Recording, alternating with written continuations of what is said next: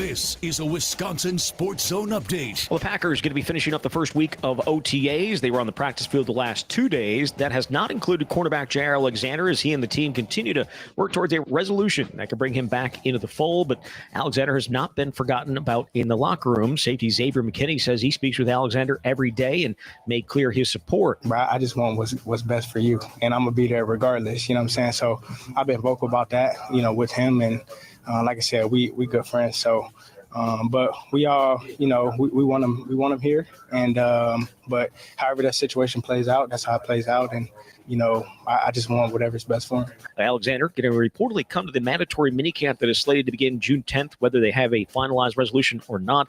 Again, Packers will have another week of OTAs starting next Monday. Turning to Wisconsin, they have game times for their first 3 matchups this fall. Announced today that the Thursday, August 28th opener against Miami of Ohio will kick at 8 o'clock at Camp Randall. The Week 2 game against Middle Tennessee State going to start at 3, also in Madison. And their game at Alabama the following Saturday will get going at 11 a.m. Rural Mutual Insurance, keeping Wisconsin strong. They believe in protecting the families and children in our farming communities. Kids love to be included in the daily farm activities, but accidents can happen quickly. Reduce the chance of injury by making sure your farm is a safe environment for adults and kids. Learn more at ruralmutual.com. Rural Mutual Insurance, keeping Wisconsin strong. Well, it's an off day for the Brewers. They're making their way to Philadelphia to open a weekend series starting tomorrow. Milwaukee goes in having won 4 in a row. And it was announced today the Wisconsin basketball team going to face Oklahoma in an exhibition game October 24th at Fiserv Forum in Milwaukee. With this Wisconsin Sports Zone Network update, I'm Zach Heil, printed. Every year it's a new team, new goals, and things like that. I feel like I left a lot on the table. For me, man, just trying to come in and, chase that number 1 spot, raise the Super Bowl at the end of the day. That's the only thing that's really on my mind. This is where Wisconsin gathers to talk sports. Packers, Brewers, Badgers, Bucks. The Wisco Sports Show is on the air. Now, here's your host, Grant Bills. A lot to get to tonight. Especially the Packers. I think we're going to spend the majority of the show on the Packers. And that's what I want to begin with here in just a minute or two. I have to admit something to you guys. I don't understand Nathan Fielder. And I think at this point, it's too late for me to ask or figure it out. I thought I understood this guy. And I thought I kind of understood what his show was. And right before the show, I had like 10 minutes to write all my work done. So for the last 10 minutes here, I've just been kind of perusing Twitter, making sure I haven't missed anything. This guy went on with Wolf Blitzer earlier today to talk about the FFA. I thought I knew kind of what his deal was and what he was. I'm now more confused than I have been at any point in time on who Nathan Fielder is and what he does. I've never really watched his show. I feel like I've seen enough of it. We're not watching a ton of news shows right now. We're rewatching House. We're in the 3rd season, just cleared the Tritter storyline. Unbelievable theater.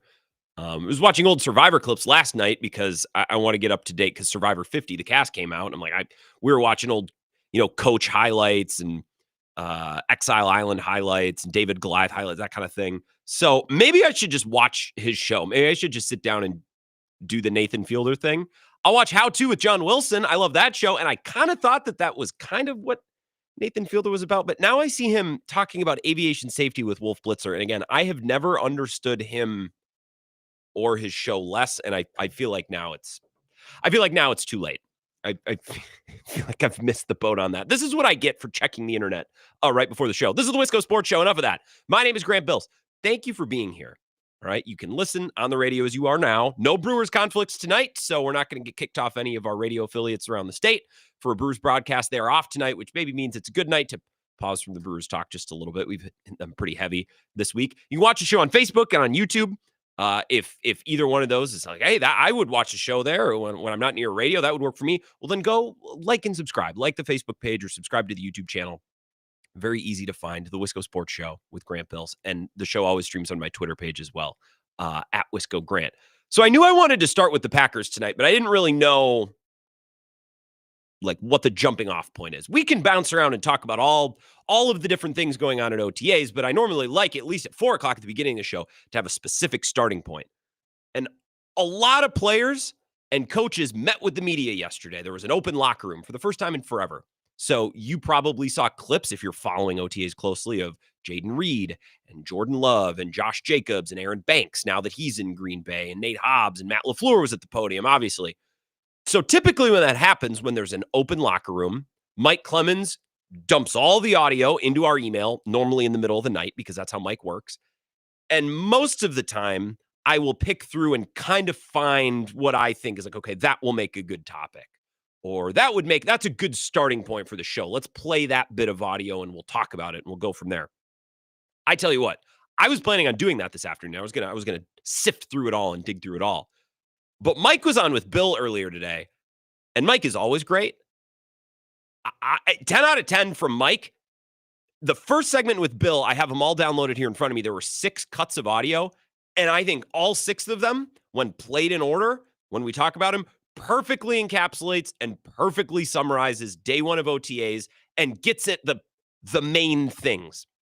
There's 6 sound bites that was from Mike's segment with Bill earlier today. 2 of Josh Jacobs, 1 of Jaden Reed, 1 of Xavier McKinney, and 2 of Aaron Banks, the new left guard that they signed from San Francisco. Free agency for a lot of money. I think Mike knocked it out of the park. I'm just going to rip off the segment that Mike did earlier. Now, we're going to have different conversations and say different things, but I'm going to follow the roadmap that he laid out during Bill's show earlier today, because I think between Josh Jacobs' comments about number 1 wide receivers, Jair Alexander, that situation, Jaden Reed and his agent, and what was that about? What was all that? And then Aaron Banks, getting to know him a little bit. I thought Mike knocked it out of the park. And he normally, like, Mike only hits doubles, triples, home runs. I thought this was a walk-off pinch hit grand slam of a segment. So I'm just going to follow the roadmap that he laid out, and we're going to react and talk about some of these comments from Packers players. Again, open locker room, day 1 of OTAs yesterday. All right, I guess day 2, but the locker room wasn't open until day 2, but you know what I mean. So let's start. Josh Jacobs asked about his comments at the Super Bowl at Radio Row. Bill's show was one of the shows he did. He told anyone that would listen, anyone with a microphone and a camera, the Packers need a number 1 wide receiver. We got to get a number 1 wide receiver. So Josh Jacobs was asked by the media yesterday, what did the current wide receivers have to say about that? Right? How did that land with them? Did any of them talk with you about it? Were you approached? Were they mad at you? Nah, man, it don't affect it at all. I mean, I talk to them guys one-on-one. You know, we have real relationships. You know, even after the comment, I called them and talked to them. You know, so for me, it's just about, you know, pushing them to want to be great. We got a lot of special guys in that room. Like a lot of special guys in that room. So for me, it's about just trying to see them to see it in themselves and maximize, you know, their opportunities, because at the end of the day, this is what our team needs. I believe in all them guys. Should I see the way they came in? I mean, if you've been seeing them in this OTAs, the way that they've been working, you could tell I definitely lit a little fire under them. I mean, at the end of the day, I feel like I got the utmost respect, you know, in this building from the guys, just about the way I go about going to work each day. It's not a big deal, something we definitely talked about, but yeah, we passed it now. So this is the second comment that I've heard from a Packer player. First was Jaden Reed. We heard a little bit of that yesterday, talking about how close that room is, how friendly they all are. And that's why when Josh Jacobs was at the Super Bowl and he said, hey, Packers need number 1, got to go out and get a playmaker. A lot of people are like, oh, well, how will Dontavian Wicks feel? You know, how will Jaden Reed's going to hear that? What's he going to think? And I guess I was just skeptical that any of them were going to be mad, because I believe those guys on some level to be smart. And I believe them, again, on some level to be self-aware. The offense wasn't good enough last year down the stretch, especially in the final month of the season. It was clear that their offense was just lacking a little punch, lacking a little consistency, lacking some explosiveness. And I think most importantly, and Matt LaFleur's hinted at that, on a 3rd and 5 when we got to have it, or on a 4th and 2 when we got to have it, or on a drive when we got to have a score, they just didn't come up with the necessary result as often as they needed to down the stretch. So I think Jaden Reed and Dontavian Wicks and all those guys, whether or not they loved the idea of the Packers going out and getting another playmaker, they had to realize and had to know that it was probably going to happen because the results just weren't there down the stretch last year. So I was never really concerned about locker room dynamics, but everything that I've heard over the last 48 hours, this room is really close. This group is really close. We all talk with each other constantly. So Josh Jacobs kind of continuing to affirm that. And also in that cut, and it was about 45 seconds, pushing the idea that we need to up our sense of urgency. We need to lock in a little bit more. We need to push a little bit harder. And that's a theme that you'll hear from other players. And that's a theme we heard Brian Gutekunst talk about that back in January, right? It's time to get serious about trying to win championships. And at the time, I heard that and said, oh, that means you're going to go swing some big moves. And they did sign some free agents. They spent some actual dough in free agency. They weren't the superstars that maybe we thought. But now the more that I hear comments from players, and you'll hear this in the next couple minutes too, from more than just Josh Jacobs, I think that comment from Goody was more about an organizational approach, right? We need to lock in. We need to dial in and up our sense of urgency, not necessarily in talent acquisition and team building, but the Monday through Friday, the practices and the walkthrough and in the meetings, all of it. And Aaron Nagler kind of talked about that at the Super Bowl too, and I brought that up to him. He said, you know what, I think Gutekunst was actually getting at something outside of simply team building, draft, trading, free agency, talent acquisition, that kind of thing. A little bit more from Josh Jacobs.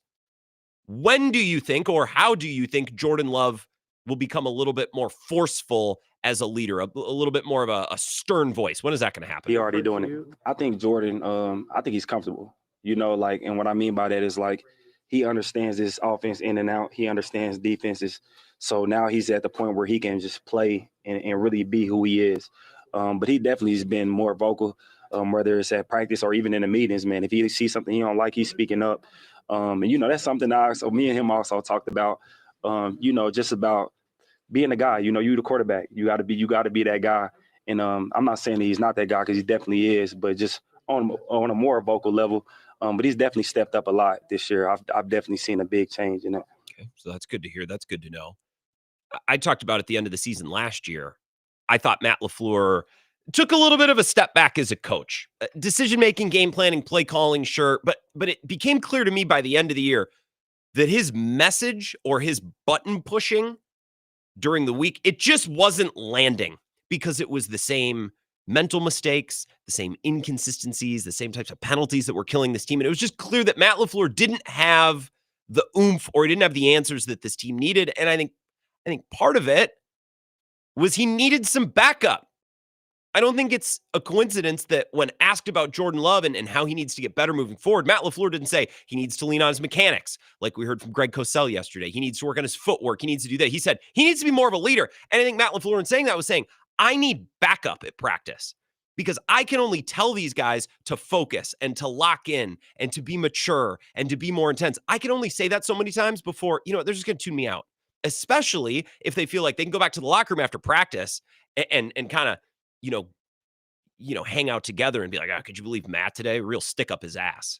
You know what I mean? Like, Jordan has to be like a voice alongside Matt, not one of the guys when they get back to the locker room, as if to say, yeah, Matt LaFleur really had to stick up his butt today at practice. I think Love is needed as a supplement, right? As a voice in addition to Matt LaFleur, to kind of grow and to take a step as an organization. I was really interested to hear about this. Jaden Reed asked about the Drew Rosenhaus report after they drafted Matthew Golden, where it seemed like Jaden Reed and his camp was concerned about their role. And I think on some level they probably were, but here's his explanation, and I think it's a good one. A lot of people misinterpreted that. Like, I hired a new agent, and we talked about it before even the draft, really, that, he said that he was going to talk to, the front office and everybody here to, just catch up and make sure everybody on the same page. And as a new client, he told me that's what he was going to do, and he did it. So now I don't know how I got out, because it was supposed to be confidential. That's how it goes sometimes. People get a different perception. They make their own perception, which is okay. So the first part is super believable. I hired a new agent, and he wanted to make contact with everyone involved. It would be no different than if you started, working at a new place. It's pretty normal to go around and just say hey to everyone. It's not like you're sizing them up or trying to figure out how you can manipulate them. It's just what you do. So that's understandable. The second part of that is really relatable. He's like, look, I don't know how it got out. And I would be a little confused if I was Jaden Reed too. It's like, why would you want that out? To show the world, Drew Rosenhaus, super agent, right? He's holding Green Bay's feet to the fire, but everyone knows Drew Rosenhaus is this high-level agent that gets big-time money for his players. Like, I don't think his brand was advanced by that report. I don't think Jaden Reed's brand was advanced. I don't know who that benefited. You know what I mean? Like if Drew Rosenhaus just signed on to represent Jordan Love right before his new contract extension, and his goal was make Jordan Love the highest paid player in the league. Okay, well, getting that out as a means to eventually get to the contract, that's actually worth something. I don't know how Drew Rosenhaus's brand was advanced by that report. It was very odd. It's still odd to me, albeit I think pretty harmless. Xavier McKinney asked about Jair Alexander, certainly one of the bigger stories of the week. We're all trying to figure out what's going on there. Xavier McKinney, would you like to see Jair Alexander back with the Packers this season? We would all like him back. I talk to him every day, pretty much. So just try to stay connected with him. Obviously, we've developed a great relationship with each other. But, my thing that I always try to, talk about is, that's his, his own situation. And I want the best for him. So at the end of the day, like, I'm going to be behind him regardless of, what the situation is going on. We've developed a relationship good enough off the field to where it's like, bro, I just want what's best for you. And I'm going to be there regardless, you know what I'm saying? So I've been vocal about that, with him. And like I said, we good friends. So, but we all, we want him here. And, but however that situation plays out, that's how it plays out. And I just want whatever's best for him. So pretty expected answer. What do you think he's going to say? You know what? I think he's kind of a douche. I don't want him here. He's not going to say that. But any bit of commentary on Jair and the situation from any current Packers, it's interesting to me, and I think it's meaningful. Maybe not one piece of that cut stands out right now, but file it away. I can't help but notice between Josh Jacobs and Xavier McKinney and Jaden Reed in a cut that we heard yesterday, we're all very close, right? We're all very close. We're all very friendly. And I think that can help keep a locker room together. And I think a locker room can be really unselfish. And players can be really considerate of the wants and the needs of everyone else around them, as long as you're winning. That's something that's been in my mind when I listen to Jaden Reed or Josh Jacobs. We all want what's best for each other. And, I'm not concerned about touches or targets or anything like that. We're a close room. We talk about it all the time. I think that's well and good, and I believe them if they're winning and the offense is succeeding. If they start out 1-3 and the offense doesn't look good, I think some of that goes out the window pretty quick. And now all of a sudden these guys are like, well, if this team isn't any good, at least I'm going to get mine. I need to think about my contract. You know what I mean? So this comfy, cozy, best friend family dynamic, I like it. And it's certainly better than a cold locker room where no one likes anybody. But I only think that gets you so far. So if Jordan Love's approach is throw to the open guy, if you're open, I'll come to you, right? We're not going to force feed anyone. I think that works. As long as the team is winning and as long as the offense is putting up points. And we can kind of circle around that idea. We'll hear a little bit more from Jaden Reed coming up next, but I want to take some of your calls as well. If you have any thoughts on the Packers, I believe we're now 2.5 days through OTAs, practice yesterday. I believe practice on Tuesday, or did they arrive on Tuesday? Whatever, it all starts to run together, especially during an odd week where we all had Monday off. But then open locker room yesterday. So we're kind of picking through some of the comments and some of the questions and answers with Packers coaches and players. I want to talk about the idea of a close locker room more coming up next. We're going to continue to pick at that idea, and I'll take your calls as well. 608-321-1670. This is the Wisco Sports Show with Grant Bills on the Wisconsin Sports Zone Radio Network.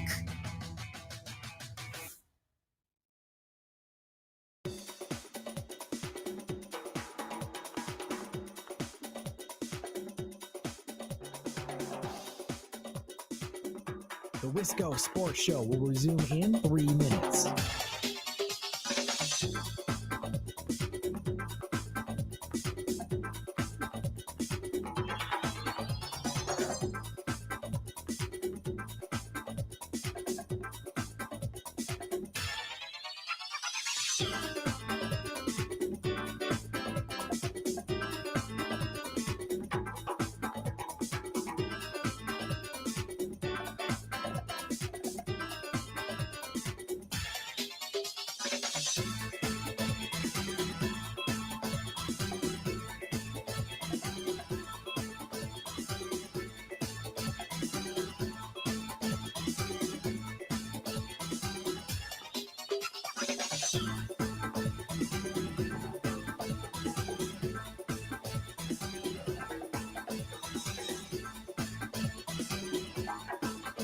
The Wisco Sports Show will resume in 2 minutes.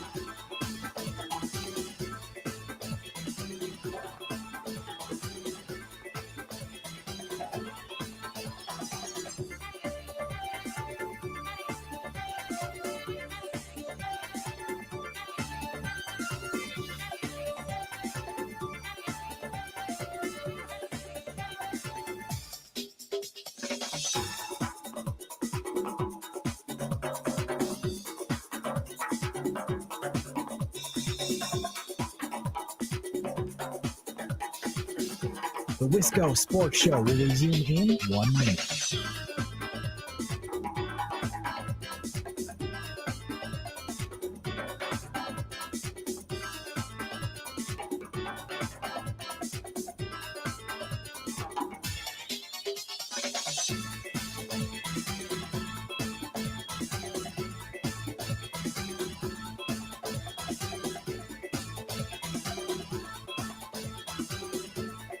The Wisco Sports Show will resume in 30 seconds.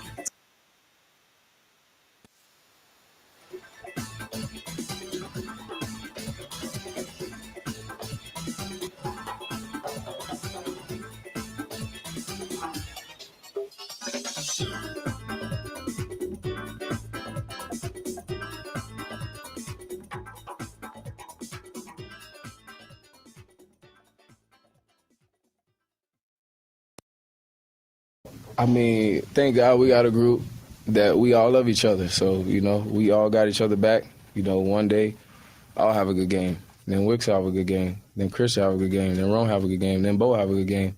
So that's just how the game goes, man. Like, as long as at the end of the day, we end out on top and we win, that's all that matters.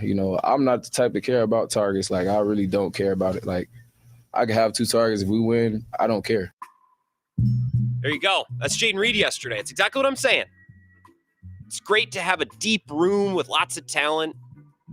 Everyone loves each other. They're all close. They're all unselfish. I think it's a great way to build a team. But you can't start 1-3. You know what I mean? You can't struggle offensively because those lovey-dovey feelings, that unselfish, that starts to go away pretty quick. Right? And Jaden Reed explicitly says it. I'm not reading between the lines. I'm not putting words in his mouth. He said exactly that. As long as we are winning, I don't care. So I think it's on the Packers to start fast this season, especially with the Lions and the Commanders both at home in the first 5 days between Sunday and Thursday night. And to clearly pick up this season in a different place where they left off last season. Because last season, the offense just didn't have what it needed down the stretch. And I think early on in the first month of the year, not only you got to take care of the Lions at home and the Commanders, that's a huge game in a nationally televised spot or nationally broadcast on Amazon Prime, whatever you want to say, like saying we have taken a step over this offseason. We have grown. We have polished some things up, and we're ready to be a better team in 2025 than we were in 2024. I think that's important for lots of reasons, but for the reasons that Jaden Reed just told you. It's easy to be unselfish when you're winning. Right? Because if you're not, you're an a-hole. 608-321-1676 of Packers calls. Wisco Sports Show. Who's this? Corey, I'm excellent. How about you? Oh, good.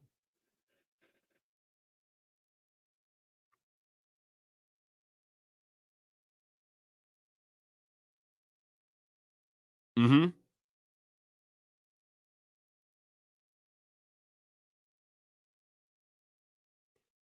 Yeah.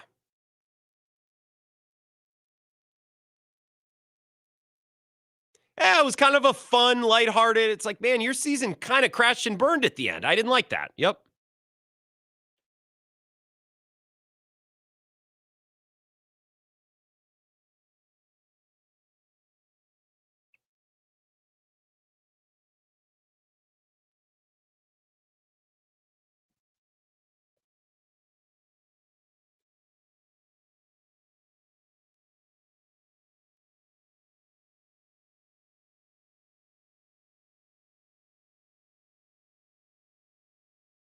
Sure.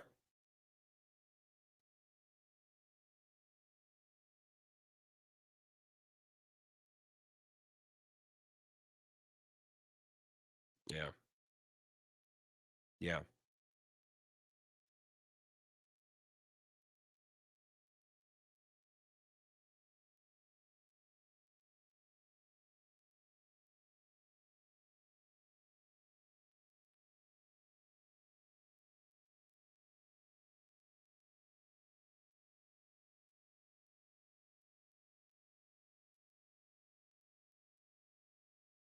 And run it like an authoritarian, for all intents and purposes. So Yeah.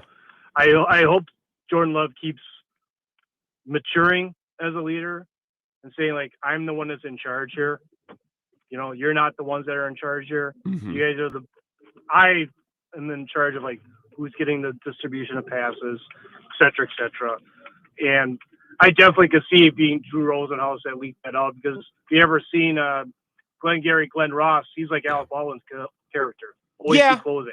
Yeah, look, You know? I don't doubt that. I bet there's times all the time, Corey. I appreciate the call. I bet there's times where agents are like, "Yep, I want this advertised. I want this out."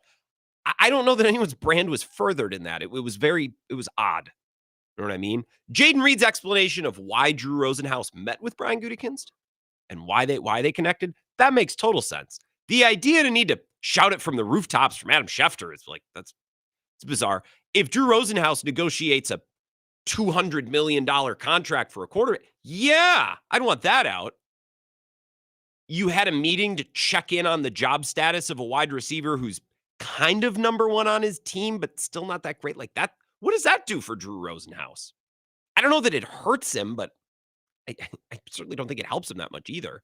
Lots of good points, Corey, across the board. 608-321-1670, Wisco Sports Show. Who's this?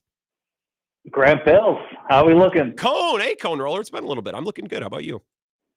I'm good, and I got a paintball addiction. I went over the weekend, and man, I'm just itching to go back. See, that's me with golf right now, because I went once last weekend, and I'm like, when can I go and do that again? So paintball, though? Really?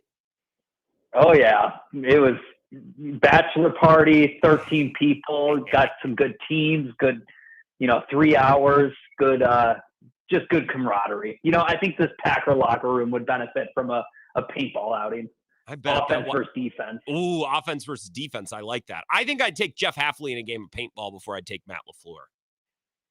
Oh, LaFleur would be in full military gear, and I'm all welted up. I got bruises everywhere. What, did you just wear a hoodie? Yeah, hoodie and some pants. But LaFleur's way too protective about his image to let some paintball welts get in the way. His hair. That's a good point. Yeah, I bet teams have done that. Paintball's fun. I haven't done it in a long time, but I've never done it like an actual paintball. That we always did it in the woods, and it's hot and sweaty, and there's nettles, and it was never the thing that we wanted it to be when we would go buy the gas canisters and the paintballs and stuff. Yeah, you got to go to a legit establishment. They got some good maps.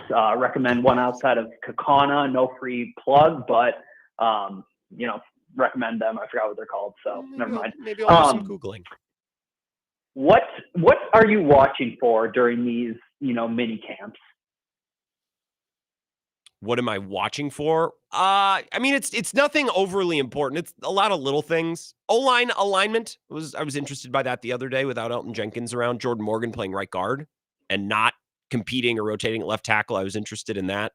And I think these wide receivers, specifically Reed and Wicks, I want to see if those guys have turned it up a level, because if they haven't, I worry about this offense being good enough. Yeah, a lot of pressure on the offense this year. Jordan Love, Matt LaFleur, I think those two guys, the head coach and quarterback, so obviously they're under the most pressure, but need big years from both of them. And player I'm most excited for, Edgerrin Cooper. I hear he's just come into camp yoked up, so ready to see him succeed in year two. Cone, what's funny is, what I have written as a topic that's coming up on the rundown either next or later on in the show? I have it bold and underlined. Packers under most pressure, ? So you think it's those wide receivers? I think it's Jordan Love. Okay. All right.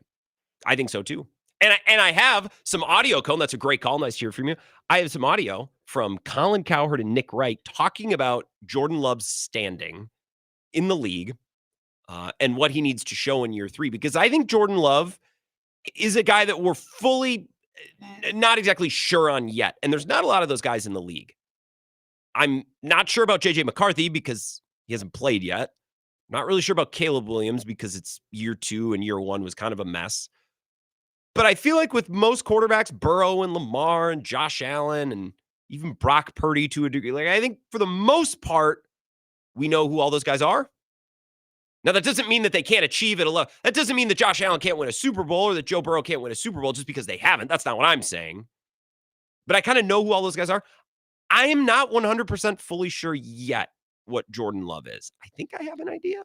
Why don't we talk about that next, and we can continue to kick around the idea of the Packers that are under the most pressure in 2025. I think it starts with Jordan Love. That's the big one, but he's the quarterback going into year three. That kind of It doesn't go without saying, but I think that's at the top of the board. So we'll talk about that. And then other Packers, offense, defense, special teams, whoever. Packers under the most pressure. Let's kick that around next.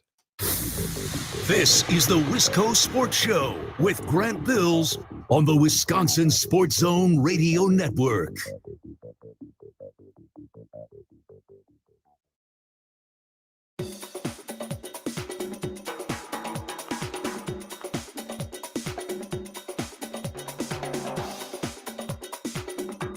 The Wisco Sports Show will resume in 5 minutes.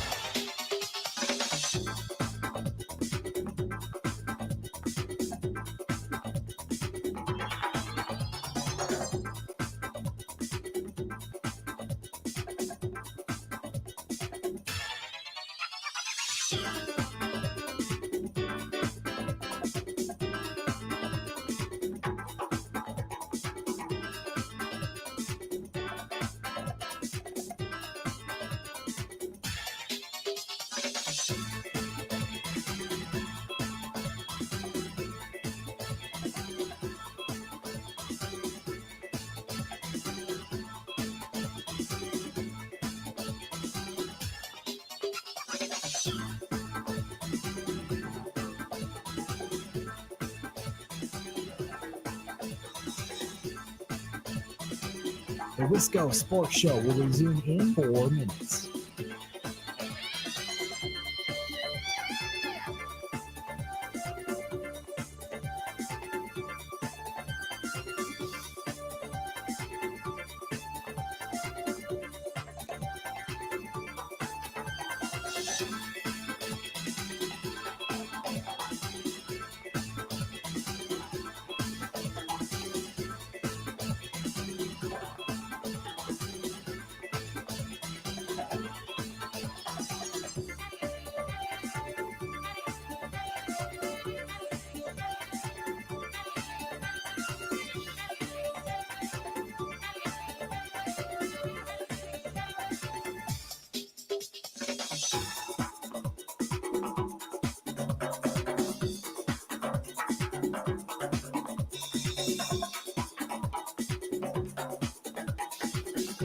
The Wisco Sports Show will resume in 3 minutes.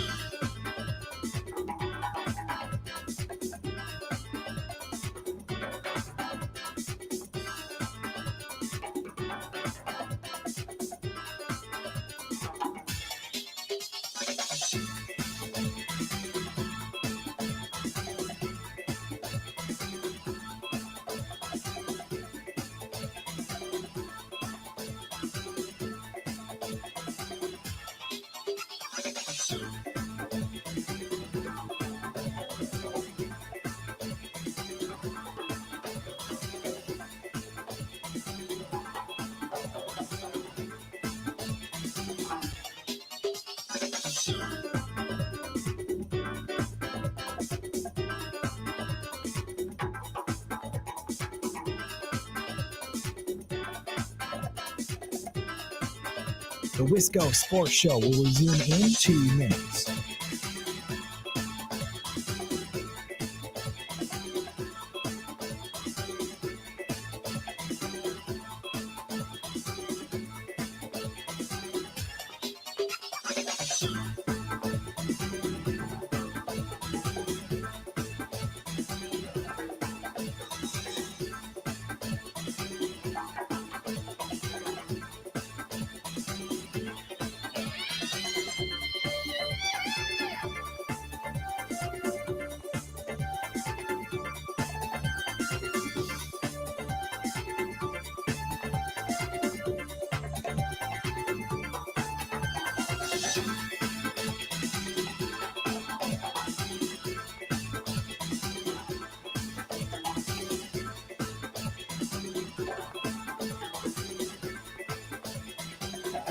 The Wisco Sports Show will resume in 1 minute.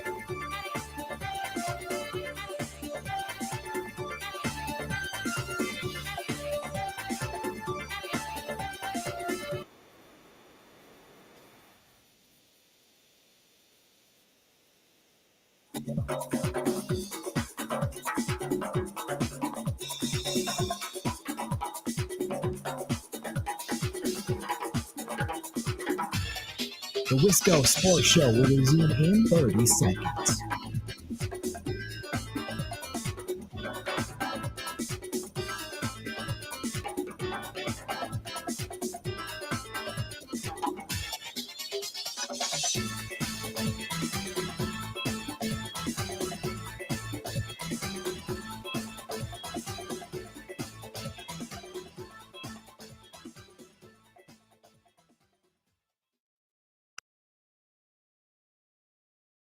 Then he came out and he was kind of sensational, and I really bought into him.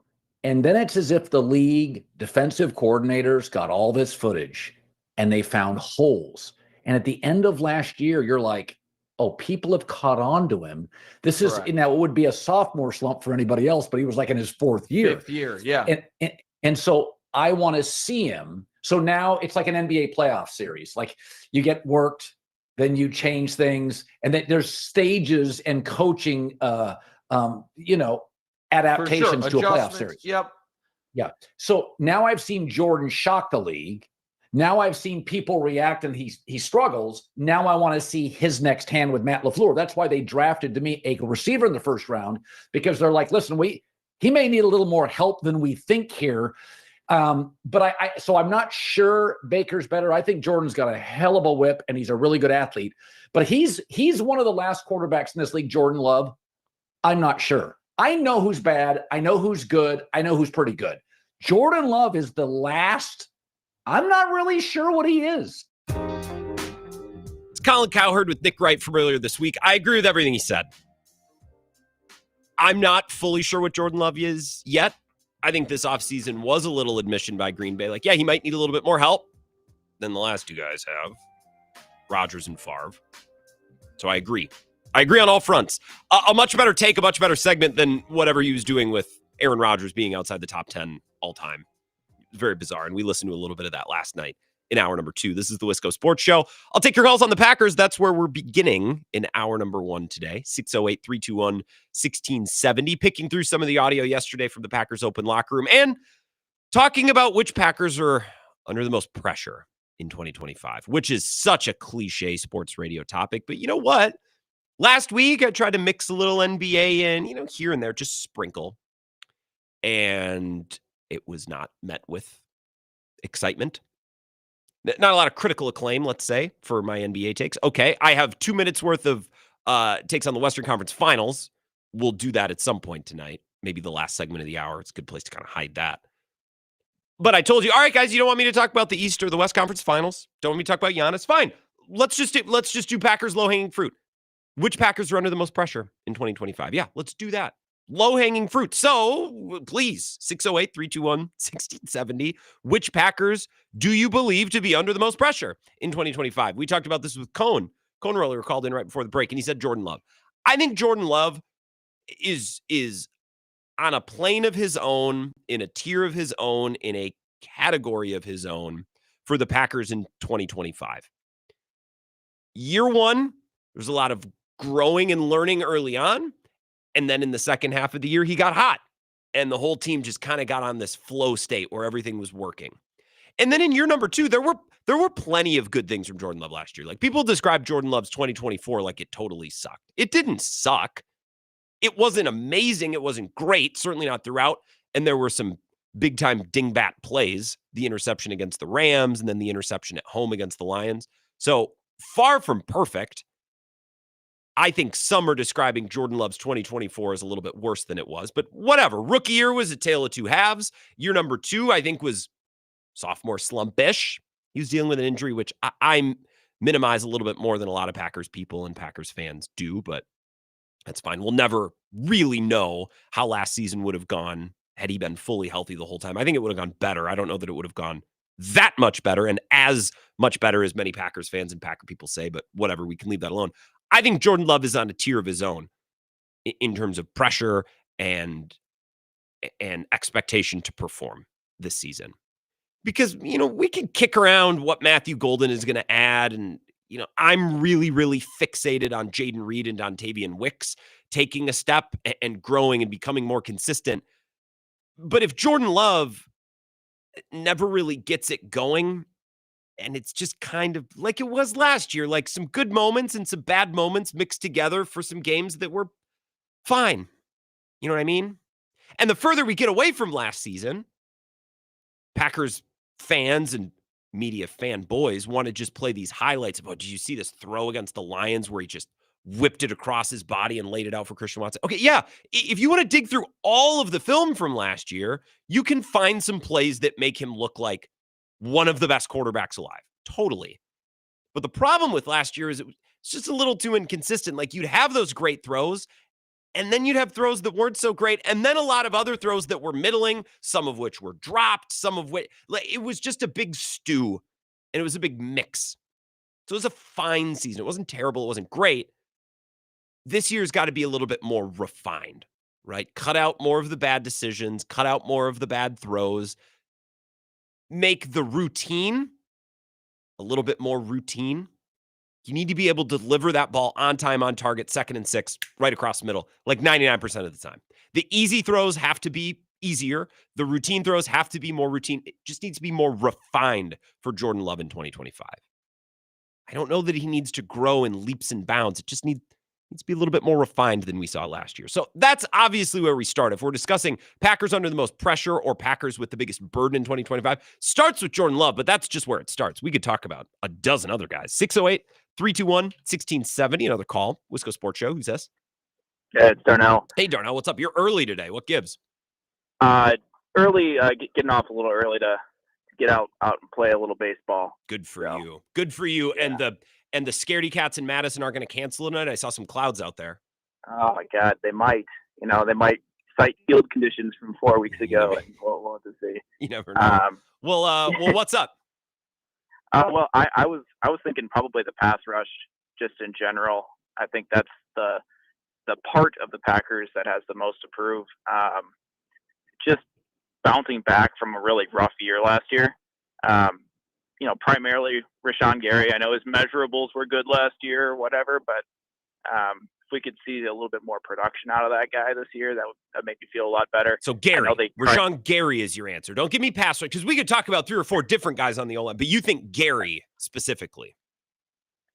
Probably. Okay. I mean, he's the guy that's getting the most money, right? So fair. At least on that line. So I think that's the guy. You got to go out there and you got to earn your paycheck this year. So that's what I'd be looking for, I guess, especially on the defensive side. From the offense, Jordan Love's the obvious or easy answer, right? Mm-hmm. And like I'm one of those Packer fans that thinks that he definitely had a lot worse year due to not trusting his legs. Rather than his lack of talent. You're a knee and groin truther then. Well, I mean, I think about it, if I, as a human being, have a hurt leg or a leg that, maybe I don't trust as much as I usually do, sure, I'm definitely chucking the ball rather than taking the 6-yard run. Sure. You know what I mean? Like, I'm not putting myself in any extra danger. It's, I'm going to protect my knee before I protect anything else, right? Before I protect the ball, before I protect my completion percentage. That's where kind of I think Rodgers actually differed, where he would throw the ball away immediately to avoid any interceptions or dumb plays, right? Sure. And sometimes that worked out in his favor, and sometimes it, maybe took away from potentially bigger plays. But I think that Jordan Love really was. He just didn't look like the same quarterback, not even from a throwing standpoint, from just what he was able to do in 2023, 2024 versus last year. I think that injury affected him a lot more than they let on, and I'm looking for him to step it up big time this year and kind of set the league on fire. Yeah, well, so look, I hope so. Yeah, and good luck with your game tonight. I'm not telling you that you're wrong about the injury thing. We all have a differing opinion on how much he was impacted by that injury last year. We'll never know. I think some sort of sophomore slump was bound to happen anyways, because as Cowherd said in that soundbite I played for you, the league, the NFL is such a schematic. It's such a, it's almost like these defensive coordinators and offensive coordinators are almost like professors at universities. Like, yeah, they coach football and they're on the field and they're instructing, but then when they're not on the field and they're not in the classroom teaching, They're doing research and they're poring over film and they're looking to find any sort of any sort of advantage. It's such a schematic league. So there was probably some sort of sophomore slump due for Jordan Love anyway. Sophomore, second year, third year, any player who succeeds will then be forced to succeed in a different way or succeed facing different obstacles because that's how the league works. I also think at some point in just about every player's career, they need to learn how to play through injury. Whether that's a significant injury, you need to learn how to rehab and come back from an injury, or play through an injury that's not so bad to keep you out of games, so you need to learn how to play through it and manage it and deal with it. The silver lining for Jordan Love in 2024 would be he got to do both. You know what I mean? Like, we got to clear two obstacles at once. Hopefully, ideally. There's a chance that defensive coordinators got one look at Jordan Love's first year and said, okay, we can beat that easily. And maybe Jordan Love never develops another pitch. He's never able to overcome that. Who knows? But he was thrown multiple obstacles last year, and hopefully he goes back over that film and has learned a lot from that, and we get to see that learning process, that advancement on the field right away this season, hopefully. However you believe he was impacted by that injury or to what degree he was impacted by that injury, I think it's still a lesson, learning to play through injury, because everyone's always banged up in this league, so that's an important lesson. One more call here, and then we'll start to go towards our last break of the hour. 608-321-1670. Wisco Sports Show. Who's this? Hey, Grant, it's Uncle Packer. Hey, Uncle Packer, what's up? I just agree with you so much. You just agree or you disagree? I agree with you so much. Good. I'll let you keep going then. On our quarterback. But I think if you're going to not take the position, I agree with the defensive line being under a lot of pressure. But I think the wide receivers, I think Christian Watson, other than Jordan Love, is probably under the most pressure. Because if Jordan can get the ball and he comes back from his injury, and he's progressing well, Matt LaFleur said he's coming along great. Above expectations. If he comes back and has a great year, we'd love to have that big receiver. Even though we got all these other receivers, he still could be the leader. You know, if he goes back, he's got the most to lose, I think, of the people. Well, I mean, if Christian Watson doesn't come back and play at all, or he comes back and plays poorly, that's going to impact his ability to go get another contract. You know what I mean? So not just for the Packers succeeding on the field, but he personally, Christian Watson, has a lot to prove and a lot to, I guess, a lot of reason to perform this season. Yeah. Is that it?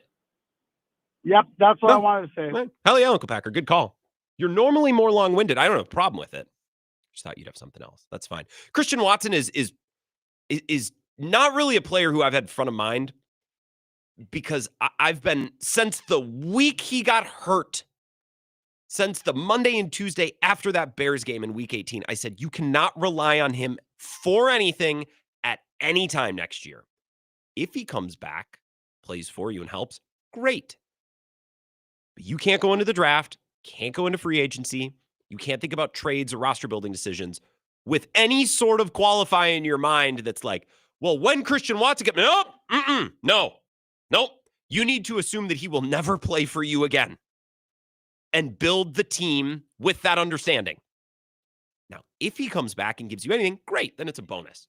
You know what I mean? It's a great problem to have.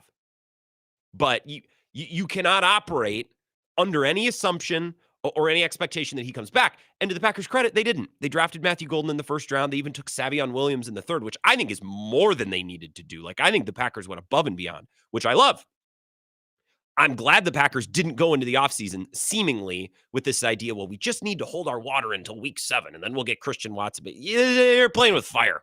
I think you're crazy if you expect to get anything. Now, Matt LaFleur has had glowing things to say about his recovery from injury so far and him being around the team. So hopefully he is back sooner rather than later, and hopefully he can contribute whatever. Now that Matthew Golden is around or Savion Williams is around, you don't have to rely on Christian Watson to provide volume or to do too much, which is great. So you can mix him in here and there and use him to stretch a defense or use him for this specific play that you especially love. Like, I think the Packers have really insulated themselves well at wide receiver, whether Christian Watson comes back or not.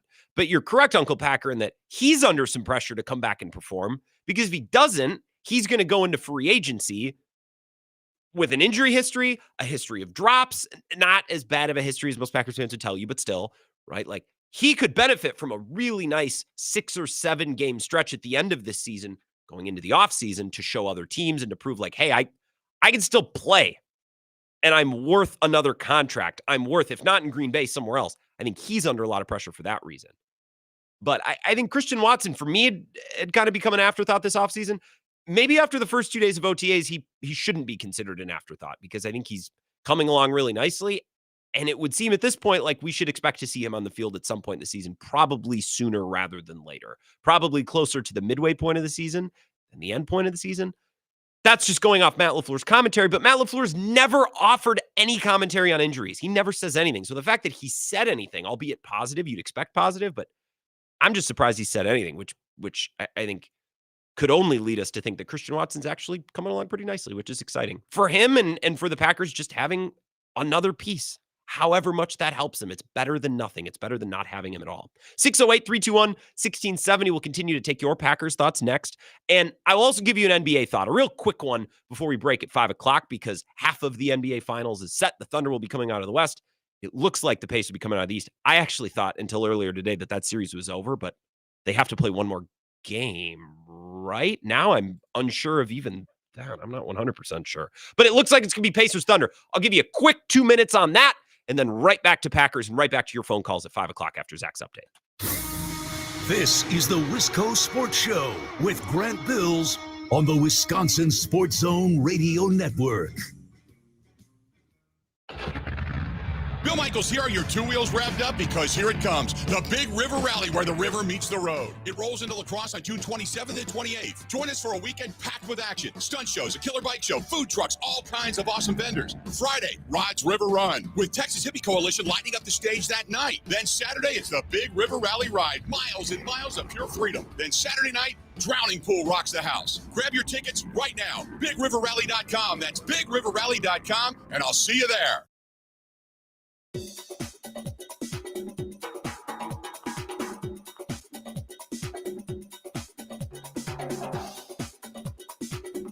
The Wisco Sports Show will resume in 3 minutes.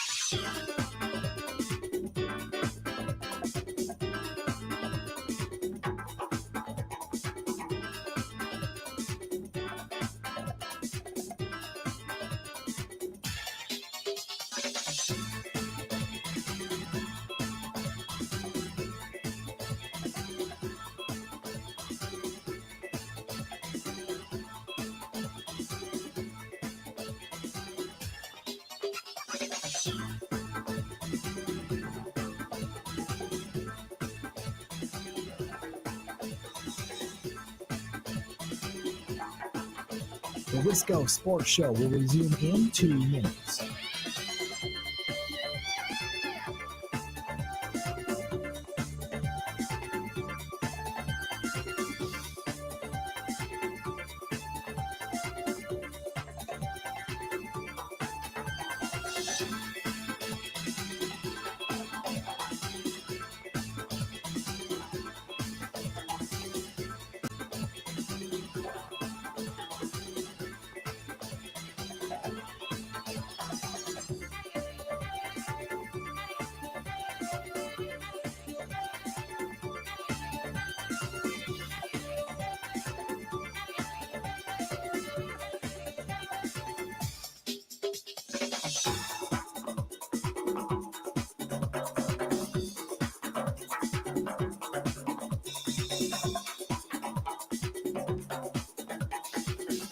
The Wisco Sports Show will resume in 1 minute.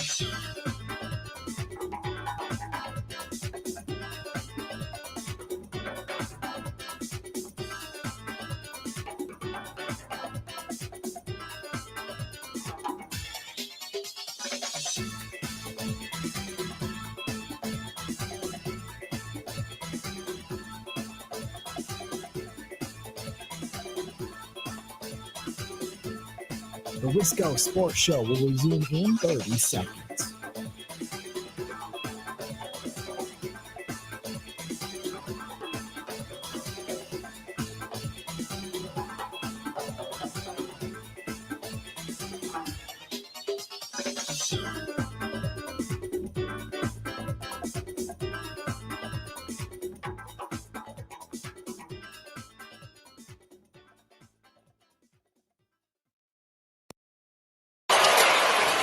Well, the magical season continues. The Oklahoma City Thunder are going back to the NBA Finals.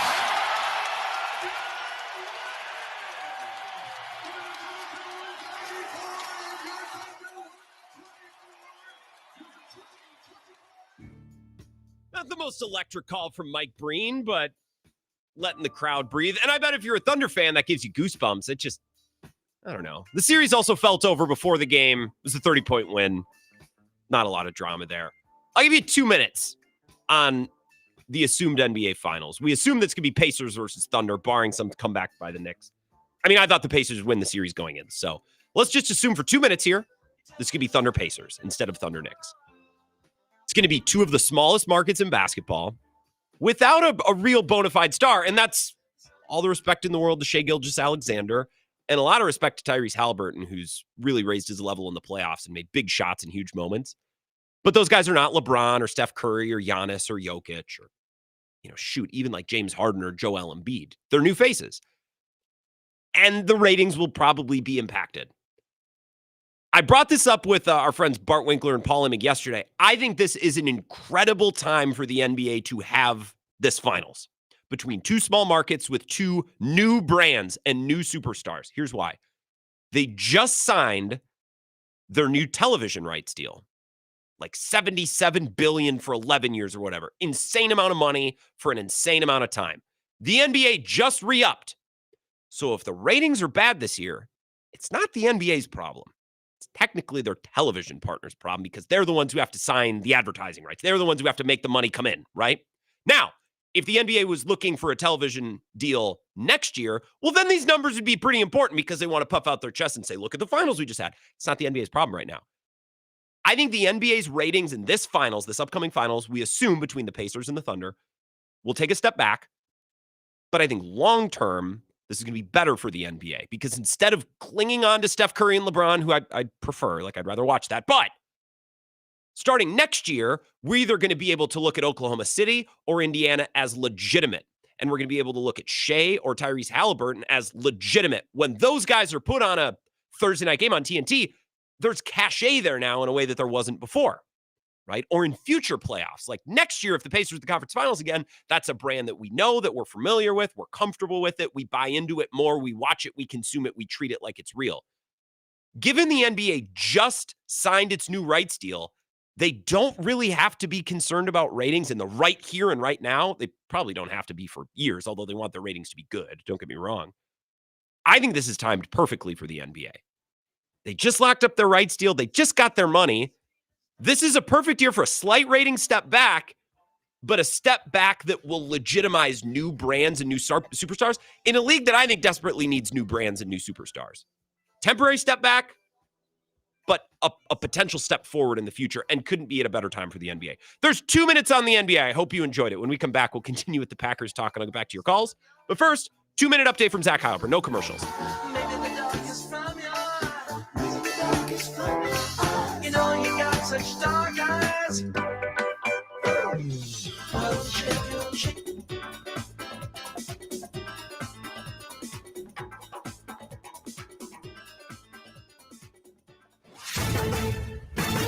This is a Wisconsin Sports Zone update. Well, the Brewers are getting the day off after two dramatic wins over Boston the last couple of days, pushed them back above 500 on the year. Christian Yelich hit a walk-off grand slam on Tuesday night. Hours later, Caleb Durbin delivered a walk-off sac fly. It'd been back-to-back walk-offs for the first time since 2012 for Durbin.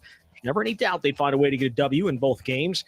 100%. I think no matter what happens, we're scrapping and we're battling, and you've seen it this whole series, but especially the last two games going into extra innings, you could feel that we never thought we were going to lose. And I mean, you guys could probably feel it, but definitely in the dugout, like there's a different energy about us. Milwaukee heading to Philadelphia today. It's where they'll take on the best record in the National League right now. Turning to Wisconsin basketball, they're going to get John Blackwell back for another year. He announced yesterday he was taking his name out of the NBA draft and returning for his junior season. Averaged 15.8 points per game for the Badgers last season while earning Big Ten honorable mention honors. Rural Mutual Insurance, keeping Wisconsin strong. They believe in protecting the families and children in our farming communities. Kids love to be included in the daily farm activities, but accidents can happen quickly. Reduce the chance of injury by making sure your farm is a safe environment for adults and kids. Learn more at ruralmutual.com. Rural Mutual Insurance, keeping Wisconsin strong. Well, the first 3 game times for Wisconsin football have been set. Big Ten announced today that their Thursday, August 28th opener against Miami of Ohio will kick at 8 o'clock. The following Saturday against Middle Tennessee State will kick at 3 p.m., and their game at Alabama the following week will kick at 11 a.m., and the Packers are on day 3 of their OTAs. With this Wisconsin Sports Zone Network update, I'm Zach Heilprin. Every year it's a new team, new goals and things like that. I feel like I left a lot on the table. For me, man, just trying to come in and, chase that #1 spot, raise the Super Bowl at the end of the day. That's the only thing that's really on my mind. This is where Wisconsin gathers to talk sports. Packers, Brewers, Badgers, Bucks. The Wisco Sports Show is on the air. Now, here's your host, Grant Bills. Hour number 2, right back into the Packers talk as promised. Some more audio from yesterday's open locker room session, courtesy of Mike Clemens. Also plenty of time to take your phone calls at 608-321-1670. Appreciate Kai's Chevytown bringing you the show, especially on our Eau Claire affiliate, Sports Talk 105.1. It's WAYY. They're hiring, as I've been telling you. It's an excellent place to work. They've been family-owned and operated now for 3 generations, and they treat their team like family. That's why employee retention is so high. So you don't often have opportunities to get in there and make Kai's a part of your career. They're hiring both service folks for their award-winning service department and people to join their sales team. They'll start you out right away. 401k, retirement, they'll match it, paid vacation, dental, health, everything you could want in a job right away. And they'll guarantee your hours. So if you're a car technician, you said, I want my skills to be used. I don't want to be sitting around. I don't want to be sitting idle when I could be making not a problem, right? They're going to guarantee your hours. Plus the work is steady. They're also not going to overwork you with just under 20 service bays and constant business because, again, people bring their cars to Kai's. It's a brand. It's a name. It's a family that folks trust and have for a long time. So they're just off exit 41, Interstate 94 on the north side of Menominee. They're a short drive from anywhere. They've been helping folks find their car and then keep their car going, keep it safe, keep it maintained. In northwestern Wisconsin for a long time now, 3 generations. So if you're interested in applying or finding a car, getting your car serviced, anything, ChevyTownUSA.com, and we say, be wise, see Kai's for the best buys. Couple of texts on the Packers before I get back into some of the locker room audio, courtesy of Mike Clemens. Rick from Spencer says, Grant, there's a lot of low-hanging fruit as to who has the most pressure. However, I will say Kenny Clark, because if he doesn't produce at a high level, he'll probably be a June 1st cut in 26. That's a great name. That's a great name, Rick. Because he just wasn't very good last year. Just disappeared. Not a lot of production there. And I was someone who thought, yeah, that's an easy extension. That's a guy easily you want to keep him around. Because remember, he was only 21 when he was drafted. So he's on year 9, year 8 or 9. So he's been around a while, but he's still relatively young. He was a 2016 draft pick, I think, with Ted Thompson. So Ted Thompson's second to last draft. Yes, second to last draft. But yeah. There's a lot of pressure on him because they kind of, not only does he, right, pressure can be, there can be multiple different types of pressure. Coyote Mike said Christian Watson's under pressure because he's got to reestablish himself. Christian Watson is under pressure to perform for the Packers, yes, but to a greater extent, he's under pressure to perform to continue his NFL career and to get another good contract. 2 types of pressure. Multiple types of pressure with Kenny Clark. Both are big. He's got to perform because if he doesn't, he's going to get cut next year. But also, the Packers kind of need him. Like the Packers pass rush getting better next year than it was last year doesn't really happen unless Kenny Clark gives you more. And I know Darnell is like, well, Rashawn Gary's got to step up. Like he's paid a lot. And I would agree but this will be year 7. Like, typically guys don't take a huge leap in year 7. And I know you're saying, well, Grant, why would Kenny Clark take a big leap? I am holding out hope that the scheme change from Joe Barry to Jeff Hafley put Kenny Clark in an interesting spot and that he just needs a little time to adjust. I am hoping, or maybe coping, depends on how you view that. Coyote Mike says, Grant, you might recall when Love hurt his knee a few days afterwards, he commented that the knee injury was his first significant injury that had ever worried him. So imagine in the following weeks, he had some major mental obstacles to overcome in addition to the physical discomfort and recovery. Coyote Mike, back in Colorado, by the way. He's been in South Dakota. I love you keeping us abreast of your location. Again, learning how to be injured. That's a lesson that Jordan Love learned last year. Not just missing time and then coming back from your injury. That's a lesson. I think that's a lesson that he learned. He missed 2 games. Malik Willis won 2 games, then Jordan Love came back against the Vikings, right? Learning how to, I've been idle for a couple of weeks. Now I got to jump right back in. That's a lesson. Another lesson is I'm not 100%. So how do I do this whole NFL quarterback thing knowing that one part of my body might not be perfect and I can't fully crank on it the way that I have my entire career? So that's a lesson learned. I also think he learned a bigger picture lesson, and I'll play you this Colin Cowherd cut one more time, his podcast with Nick Wright, adjusting to adjustments that the rest of the league maybe made after his rookie year when he was really successful down the stretch. Then he came out and he was kind of sensational, and I really bought into him. And then it's as if the league defensive coordinators got all this footage and they found holes. And at the end of last year, you're like, oh, people have caught on to him. This is now it would be a sophomore slump for anybody else, but he was like in his 4th year. 5th year, yeah. And so I want to see him. So now it's like an NBA playoff series. Like you get worked, then you change things, and then there's stages and coaching, adaptations to a playoff series. Yep. Yeah. So now I've seen Jordan shock the league. Now I've seen people react and he struggles. Now I want to see his next hand with Matt LaFleur. That's why they drafted to me a receiver in the 1st round, because they're like, listen, he may need a little more help than we think here. So I'm going to cut that off. I think you got everything that you needed there, right? The adjustment to the adjustment, because the league is so schematic. It's almost like each team is a university. And yeah, they play football during the season, and those coaches are responsible for coaching, just like professors are responsible for teaching classes. But they're also doing research, right? They're poring over film, looking for this, that, and the other thing. How do we beat the read option? How do we beat the tush push? How do we deal with this guy who no one can figure out? And you can't hide in the NFL. You can't get away with a thing that's working so well, because it becomes the focus of the entire world. Like everyone rushing to create a vaccine for a new disease that's popped up. And that's not, don't go nuts with that. You know the analogy that I'm trying to make, right? So I think Jordan Love was up against that last year, as well as being up against an injury. I don't think the injury impacted him as much as some people, but I think it was more the process of dealing with an injury that probably mucked him up. That throw against the Rams or that throw against the Lions at home, it's more of a between the ears thing than a groin thing. I've never pulled my groin, but I think if I do, I'm not going to be, it doesn't affect me like that. It's not connected to my brain. Although all things can be connected, I suppose. I have been watching a lot of House. You wouldn't believe how one bodily system, connects to the others. 608-321-1670. The Packers under the most pressure. And I'll take your calls on that. Players that were really focused on following and watching in OTAs. And I'm going to continue to bring some of this audio that Mike Clemens dug out of the locker room yesterday as well. 608-321-1670. Wisco Sports Show. Who's this? This is Hector in Onalaska. Hey, Hector. It's been a minute. What's up, man? It has been.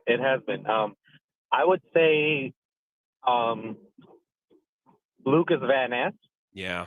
I would throw that name there. Yep. They did sign a couple of free agent defensive ends, Morton and Allen. I mean, you got the new guy in the 4th round that also has the lovability factor, which is a big factor, especially in a place like Green Bay. I mean, you look up at the Green Bay draft class and you see how many videos of this guy. Everyone loves him already. So considering that Van Ness has kind of that same crowd appeal coming into it, I think I would say he's one of them. Yeah, I think Lucas Van Ness Hector is an awesome answer. I appreciate the call. And it's probably an obvious one, but no one had mentioned it yet. Here's Matt LaFleur yesterday talking about why they believe the pass rush will get better, because Bill's brought this up time and time and time again on his show. Like, someone needs to ask Goody, why do you think Lucas Van Ness is all of a sudden going to put it together? Like, you're operating like we think he's going to put it together, and maybe he will. And Goody's probably got some like internal belief because he drafted the guy. So whatever he saw when he drafted him, I'm sure is still there. Here's Matt LaFleur talking about the pass rush and why it should improve in 2025, or why they believe it will. Some of the stuff that we've been talking over, I think the guys have a really good understanding of when we do rush for what everybody's responsibility is. I think that we're going to be a little cleaner in our rush lanes and not allowing big gaps up front, whether it's quarterbacks stepping up or scrambling. So as far as I can tell, the communication's been great. I think DC's done a great job. So it's schematic, or it's players understanding the scheme and executing the scheme. I shouldn't say it's schematic, because saying the problem is schematic means it's on Jeff Hafley and what he's calling. And I don't think that's what Matt LaFleur's saying there. He's saying that those guys up front need to better understand their responsibilities and what they're supposed to be executing, especially when it's just four men going at the quarterback. It's another to run a specific stunt or a twist. You're just talking about, Matt LaFleur's talking about the meat and potatoes, run-of-the-mill, four-man rush, pass rush. Nothing special. Executing and understanding that at a little higher level is what he's talking about. Shouldn't be complicated, but when you're transitioning to a new scheme, I can see why there could be hiccups or problems. I also think Rashawn Gary or others just have a tendency to completely blow by and lose contain. And that was true with Joe Barry. It was true with Jeff Hafley. It was true with Mike Pettin, where you get these NASCAR Nick Perry type edge rushers and they just blow up the field and lose contain. I don't think that's a Jeff Hafley problem. At least it's not an isolated Jeff Hafley problem. I think the new scheme last year and the transition to new scheme probably exacerbated a problem that's already been there. 608-321-1670, Wisco Sports Show. Who's this? This is Tommy in Madison. Hey, Tommy, what's going on? Not too much. I came in late to this conversation. Is this only on the defensive line, or is this anyone in the back? No. So basically, honestly, what we're doing, Tommy, I started the show by playing some locker room comments, and I'll play you some more. And then I threw out who's under the most pressure, which is basically a way of saying, hey, which Packer are you focused on right now, and who are you excited, or who are you really watching with a critical eye this year? So it could be anybody. Okay. Dontavian Wicks' hands. I feel like we all just forgot he couldn't catch the ball worth anything. Now they're showing, where is he going to be in the depth chart? We forget those. We get into the offseason, we tend to forget about things like that. We just forget about the bad stuff. Yeah. He couldn't catch the ball in the most crucial scenarios. It just was so infuriating, and now he's just back. I feel like in everyone's good graces. I'm excited about him because he seems like he can get open a little bit better than Jaden Reed, because they put their best guy on him, and he's still decent at getting the separation. But man, he's got to catch the ball. Yeah. Luckily, Tommy, it's a simple enough thing. That's not something that you need to go see medical experts in Madison for. It's not something that's such a small basic thing that if it starts happening, I think he's the best receiver on the team. Like, he might be one of the better receivers in football just because he separates at such an elite level. But you're right. We get into the offseason. It's like, well, yeah, you can't catch, but who's going to worry about that? It's May. Why are we focusing on that? Sure. I'll put my critical eye and my pressure on him because we think it's easy and it's just a little thing. If he doesn't do it 2 years in a row, it's going to be more of a conversation. And absolutely. And I think if he does it again this year, you don't have to give up on him per se, Tommy. But you can't keep doing this year after year. You know what I mean? Can't just say, well, year 4 is the year that he'll figure out how to catch the football in his hand. He'll learn how to receive the football. The receiver, he'll learn how to receive the ball in year 4. You do reach a point where it's like, it's just probably not going to happen for the guy.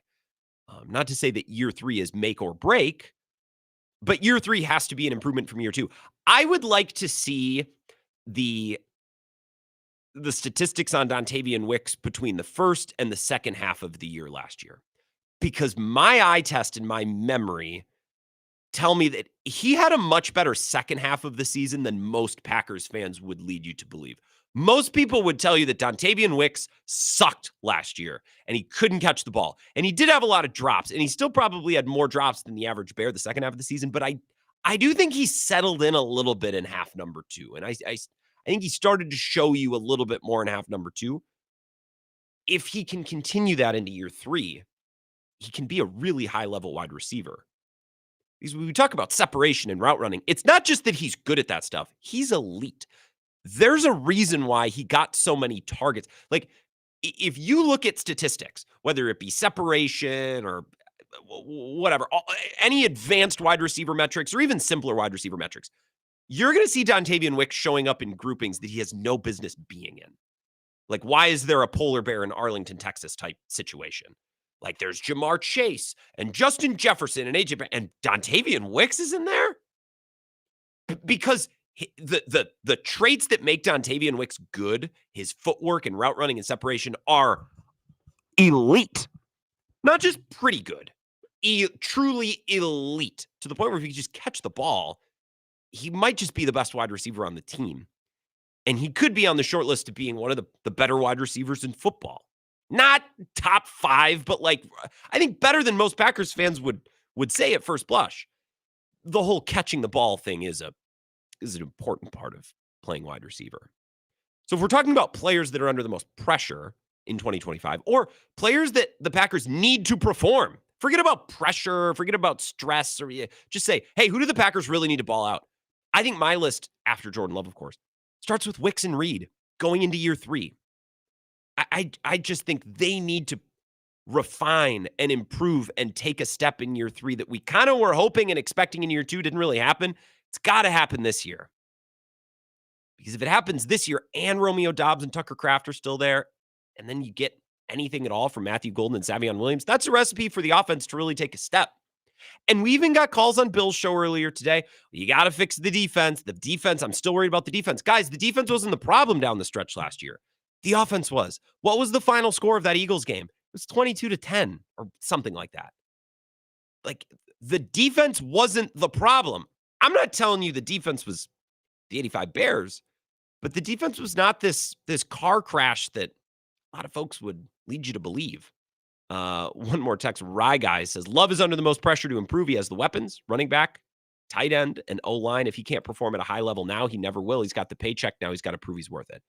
I think it's all very fair. I have a hard time imagining a scenario where we come out of this season saying, well, Love didn't have a fair shake. Well, you can't hold that against him. He's got a pretty loaded, pretty deep wide receiver room. Maybe he doesn't have the Stephon Diggs to Josh Allen or the Jamar Chase to Joe Burrow, or maybe he doesn't have that guy. But, I mean, Jesus. You have an O-line that's excellent and an O-line culture that's excellent. You know what I mean?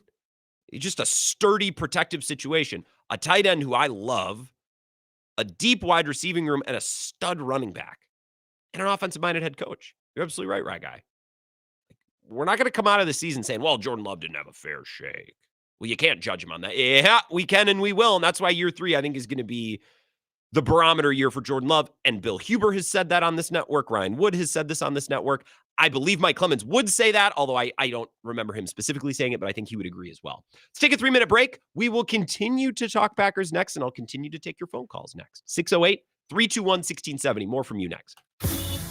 This is the Wisco Sports Show with Grant Bills on the Wisconsin Sports Zone Radio Network.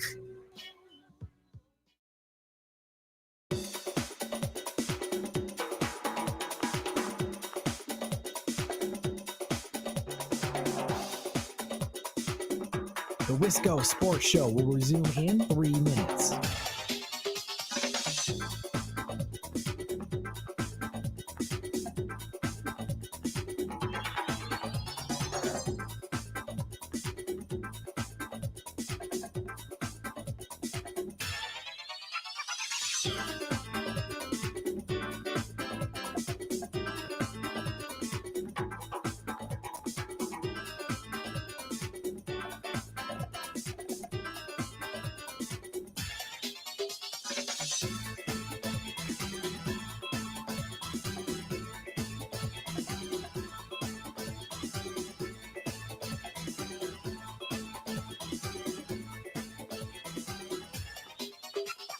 The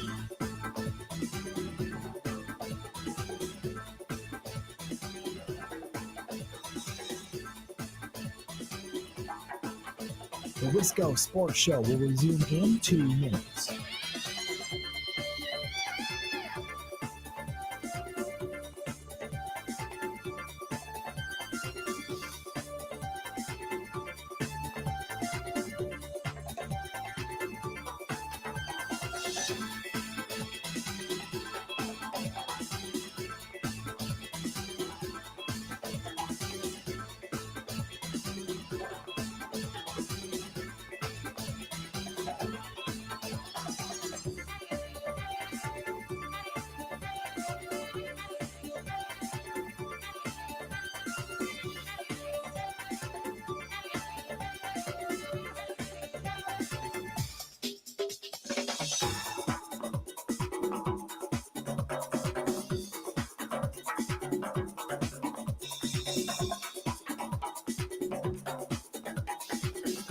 The Wisco Sports Show will resume in 1 minute.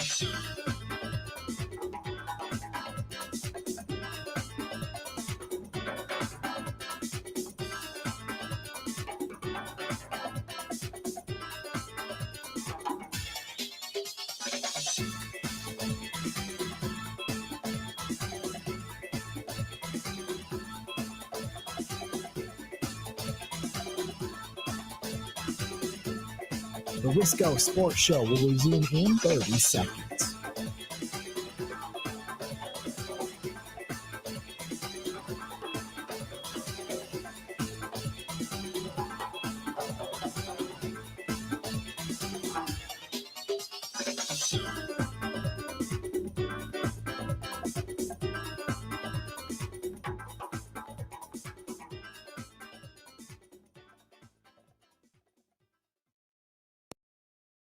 Yeah, I mean, I didn't get a lot of contact from my agent until the window opened on that Monday, and he hit me and was like, "Hey, we got good news. Think cheese." So I was like, "All right, deal's done. All right, sounds good."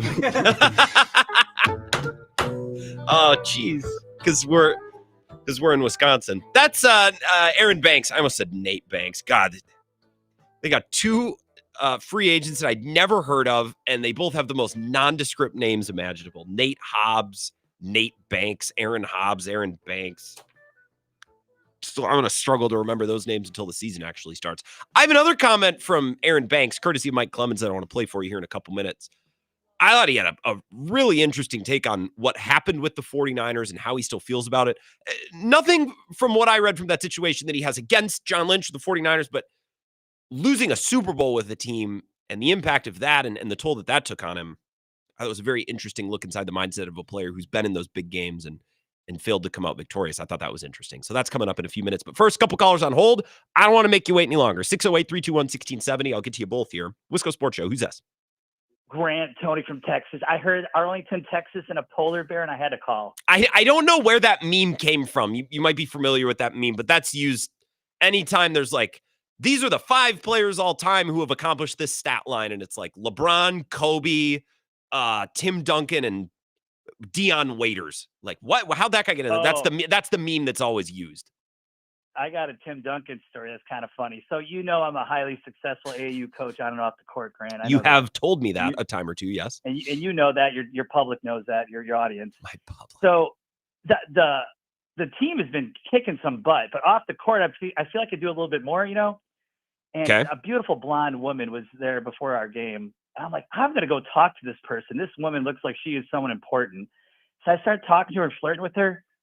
And she shoots me down, of course. But I realized it was Tim Duncan's ex-wife. Oh. It's like, what the hell? Tim Duncan's ex-wife was at the game.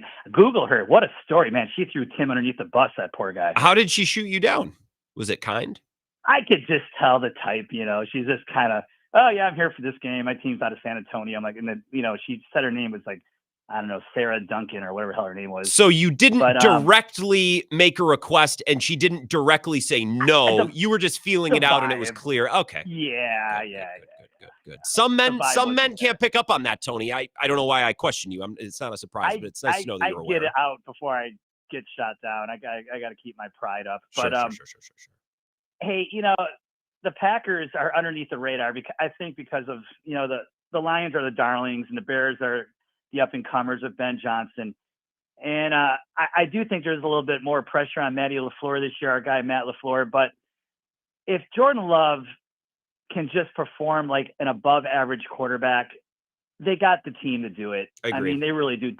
Defensively last year, they didn't let us down in the playoffs. It was the offense. No one. And to be fair, even in Joe Barry's last year, I know they gave up the drive. I know they gave up the drive at the end of the game, but they gave the ball to the offense a couple of times with a lead to try to slam the door, and the offense couldn't do it. So Packers fans over the years, we've been so conditioned to say, got to fix the defense, got to fix the defense. The defense has been good enough at the end of the year, both of the last 2 seasons. It's been the offense that hasn't been able to come up with that drive or that score or even that play on 3rd and 2 or 4th and 3. They haven't been able to get it done. 2 quick things before I let you go. I'll hang up and listen. Lastly on the Packers, do you feel like these little things that happen throughout the year eventually bite you in the butt? Or is it just like, hey, that's maybe some one-offs here and there? Or the last question I had was with the NBA playoffs and in the finals. Are you excited about the Indiana OKC finals? Because I was up in Milwaukee a few days, and man, did they hate the Pacers. I'll hang up and listen. Grant. So thank you, Tony. I'm no more or less excited for this finals than I was for Denver and Miami or for Boston and Dallas. I'm no more or less excited. I think this will be good for the league. And I said this before 5 o'clock, so I don't want to continue to, of all drums, bang an NBA drum, because I know that's not what everyone's deal is right now when we're talking Packers. But I think because the NBA just signed this rights deal, it's going to last another 10 or 11 years. They just made $77 billion. They're secure. This is a perfect time to take a small rating step back in order to advance the brand of Indiana and Tyrese Halliburton or Oklahoma City and SGA. So next year, when these teams are in the playoffs again, or when they're on a big standalone game on a matinee on ABC Saturday night or Sunday afternoon or TNT on Thursday, NBA fans see that matchup and something clicks in their brain next year in a way that it wouldn't have this last year or the year before. So I think this finals will do some good to advance new generation superstars and new brands, kind of help build something that's not Steph and LeBron. But I think they're going to take a bite in the ratings this year. But then again, like Boston, Dallas, I know those are 2 big markets. That didn't make it move for me last year. And the year before, Denver, Miami, that felt like the least NBA finals of my lifetime. And one of them was played at Disney. That one felt more like a finals than Denver, Miami 2 years ago. So that's my NBA take. Back to the Packers or whatever's on your mind. 608-321-1670 if you're flirting with Tim Duncan's ex-wife. Wisco Sports Show, who's us? Hello? Line number 2, anybody there? All right, I'll put you back on hold. You can call back. Let's go to line number 3. Wisco Sports Show. Who's this? John and Cornell. Hey, John, what's up? Hey, I'm excited to be talking about Packers because I think football is just better than baseball. But I'm a football guy. That's fine. I do agree. I agree with you that the defense did not let the Packers down last year. I think the defense was superb despite the pass rush not being as great as we had wanted. I think one thing to take into note last year, we're talking about the offense let us down last year, which is true. They didn't shine when they needed to in certain moments. Jordan Love had some mishaps throwing interceptions. But something to keep in mind, too, that, obviously the Packers lost to the Eagles, and the Eagles went on to win in the Super Bowl. And I think something to take into consideration is that the Eagles obviously went to the Super Bowl and won, but they totally dismantled the Kansas City Chiefs offense. Yeah. Yep. And the Kansas City Chiefs was legitimate and talented on all sides, and they were destined for a three-peat. Don't get me wrong, I was very happy that they lost the Super Bowl. But beside the point, I think that's something to take into consideration because the Eagles' defense was very legit for a team that won the Super Bowl. And I don't think we have had that in the NFL in a while where a team legitimately just shut down the offense in the Super Bowl. It probably hasn't happened since the Bucs in 2021, who did the same. It was the same Super Bowl, right? Like Tom Brady's Buccaneers, They just clubbed the Chiefs at the line of scrimmage in a way that like they weren't allowed to play the game. You know what I mean? Like at a certain point, you get manhandled so bad in the trenches, it doesn't matter what you call. It doesn't matter how good your quarterback is. Nothing matters. You're not allowed to play the game when you get manhandled like that. Right. Or another good scenario would be the Seattle Seahawks when they dismantled the Broncos when Peyton Manning was with them. Yep. But that was all I had to say. Good luck. God bless. And I'll listen in. Thank you. Thank you, John. God bless and good luck to you too. Look, the Packers defense could be better. Like, yeah, if you're comparing the Packers to the Eagles, of course, there's room to grow pass rush, room to grow at linebacker. Although I think they're, a healthy Quay Walker and a year two Edgerrin Cooper. I think that's a pretty darn good linebacking group. Interior defensive line, there's room to grow. Kenny Clark's going to have to jump in and perform better this year than he did last year. Otherwise, the Packers are going to struggle stopping the run. And he's probably going to get cut next year. I think safety, they're terrific. And I think at corner, especially if Jair's back, they're pretty darn solid. That's a good defense. And they weren't the problem last year. They, of course, could be better. I'm not telling you they're perfect and they're dominant. But I feel the need, Packers fans, to push back because through Favre's career and then especially through Rodgers, we got so conditioned to say, you just got to get him a good defense. You just got to get him a good defense because it felt like so often he didn't have a good enough defense. So we're still operating with those same mechanisms and that same mindset, even though that's not what the game showed us the last 2 years. They were good enough defensively against the Niners. They were good enough defensively against the Eagles last year. Maybe some of that was the Eagles stepping on their own, maybe. But Jeff Hafley and the defense held the Eagles to 22 points last year in the postseason, getting zero help from the offense or the special teams for that matter. Missed field goal and fumbled kickoff right on their own, 25 or whatever it was from Keyshawn Nixon. So I always just have to push back a little bit when anyone's like, hey, we got to fix the defense. I mean, you can always build more. But guys, the offense is the problem down the stretch. And you could argue against the Niners in the postseason 2 years ago too. All right, one more call, then we'll take our break. Wisco Sports Show. Who's this? Hey, Grant, second cousin Mike. Hey, what's going on, Mike? Not much. Haven't talked to you for a while. Yeah, it's been a little bit, but you've been busy. I see you. You're out working the land. I see the pictures on Facebook. Loving life out there. Yeah, getting the food plots in for the fall, I hope. They're all in. Good, yes, good. All right. Well, what do you think of this Packers discussion? I feel like we're talking about Packers that need to perform this fall or ones that are under most pressure. I feel like we've hit most of them, but I think there's probably a couple that we still haven't hit yet. What do you think? Well, I had two things for you. First of all, I just want to commend Wisconsin and Green Bay on the draft. Yeah. They showed up. They did. I thought it was going to be a little bit of a mess because Mike, you've been a dweller of the western side of the state. I know you've lived down near La Crosse and you're over towards the Chippewa Valley now. Like, it's logistically not easy to get over there and do things in Green Bay. And I thought it was going to be more of a mess, and it seemed like it went off without a hitch and was well attended and well put on and 10 out of 10. You're correct. Exactly.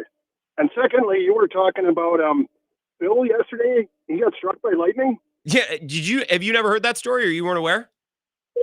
Yeah, but I just want to give you some life advice because between Big Jim and Marianne and second cousin Kathy and myself, out of the four of us, Kathy's the only one that hasn't been struck by lightning. You've been struck by lightning? Yeah. What? When and where? When and where?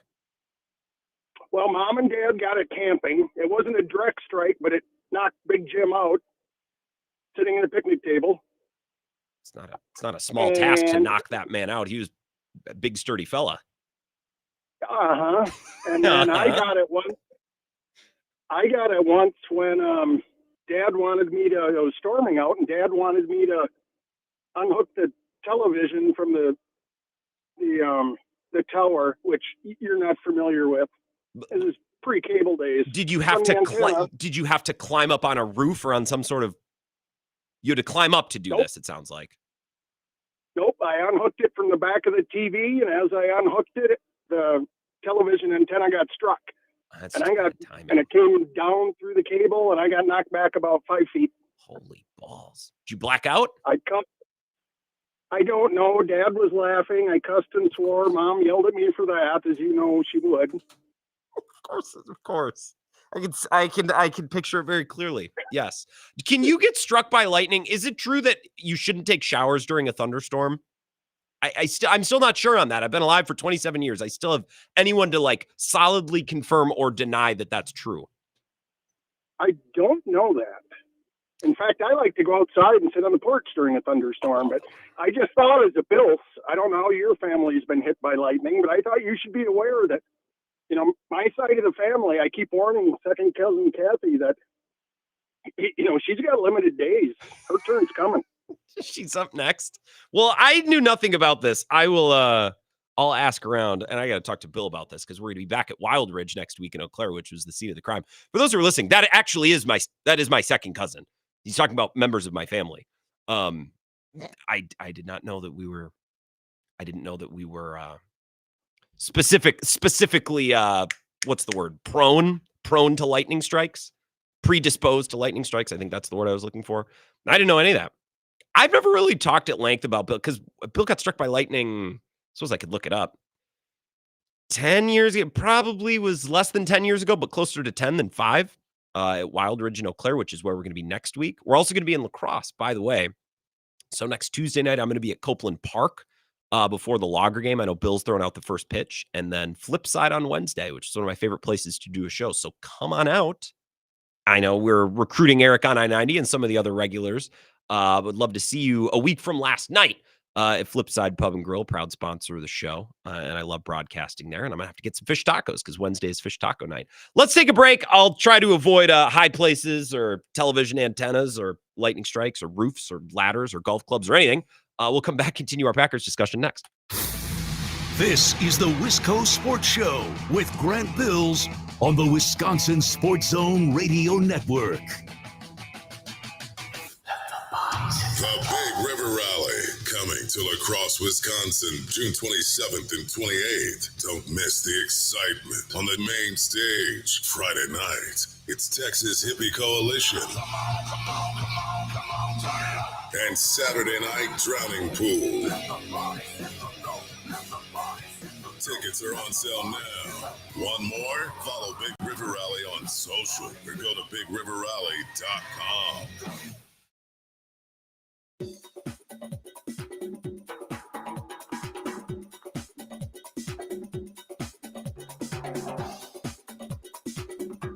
The Wisco Sports Show will resume in 5 minutes.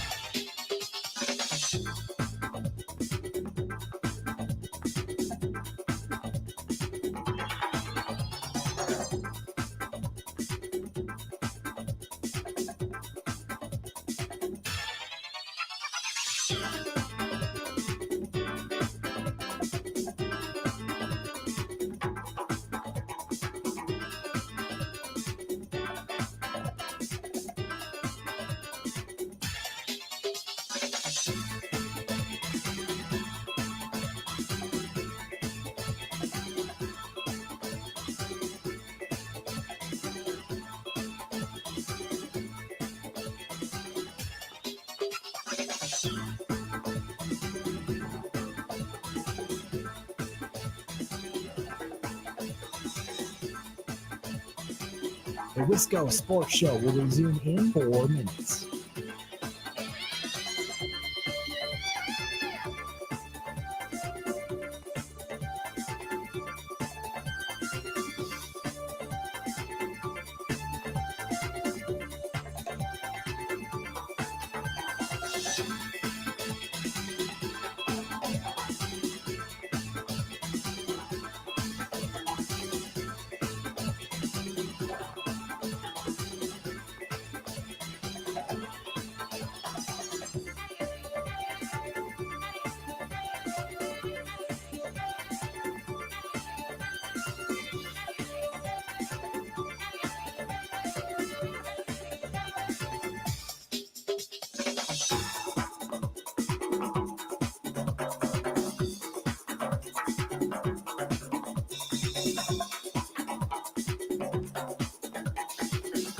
The Wisco Sports Show will resume in 3 minutes.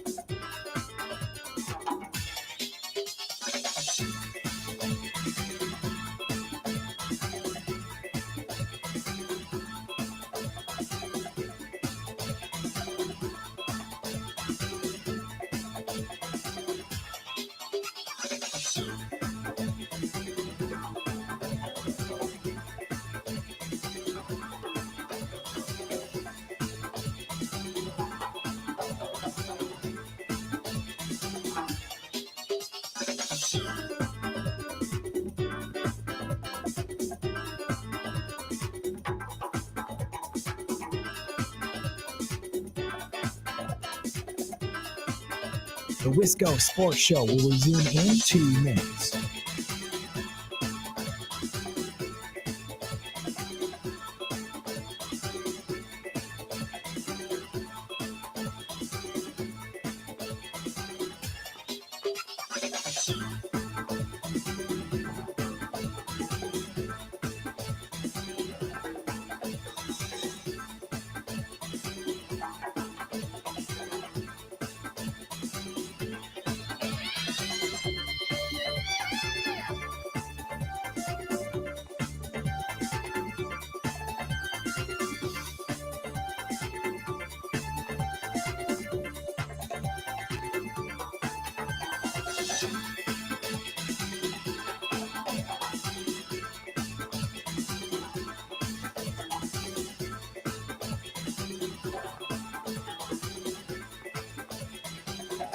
The Wisco Sports Show will resume in 1 minute.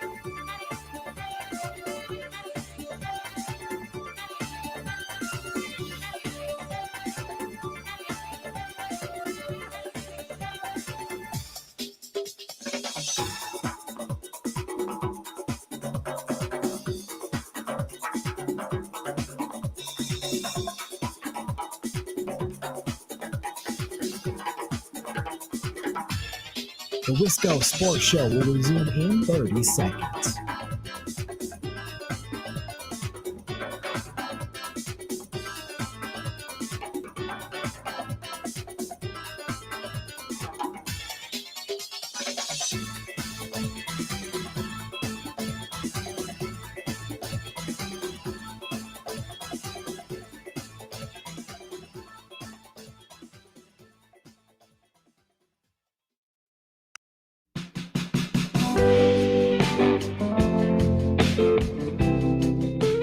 The Wisco Sports Show. I'm going to continue to talk Packers all the way through 6 o'clock.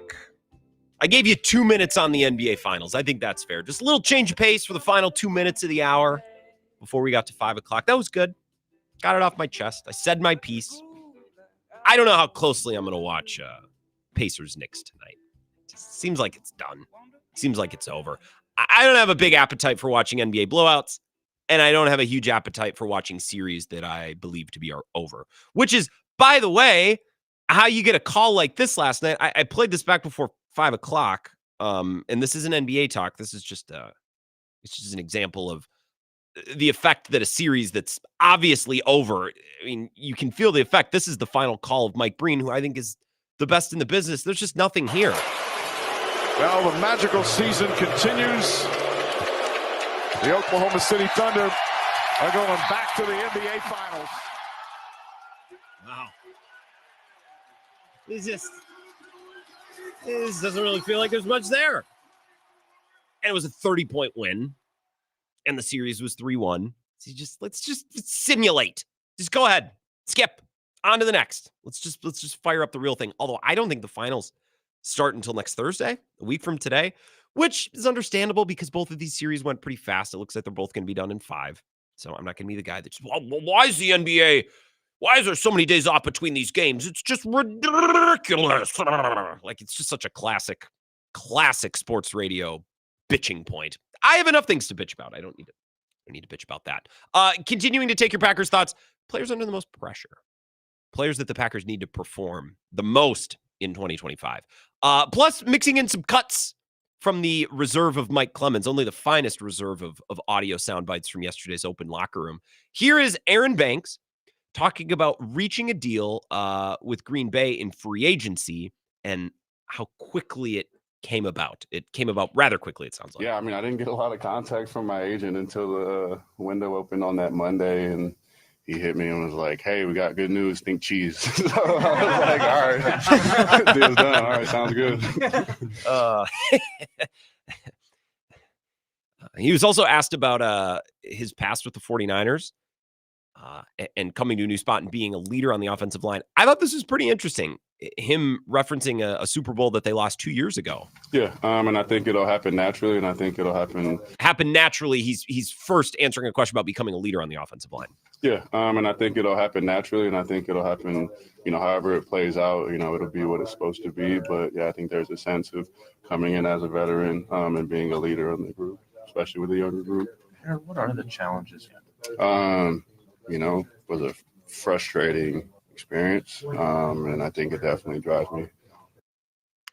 He was very brief, short-spoken, although that's kind of what I want from my O-line. I don't want my O-linemen to be comedians.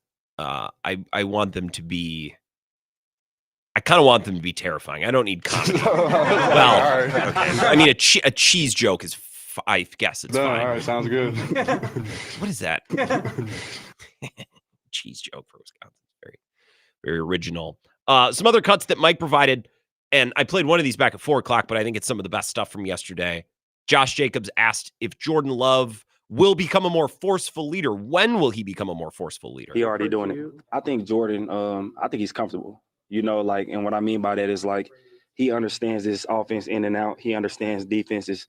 So now he's at the point where he can just play and really be who he is.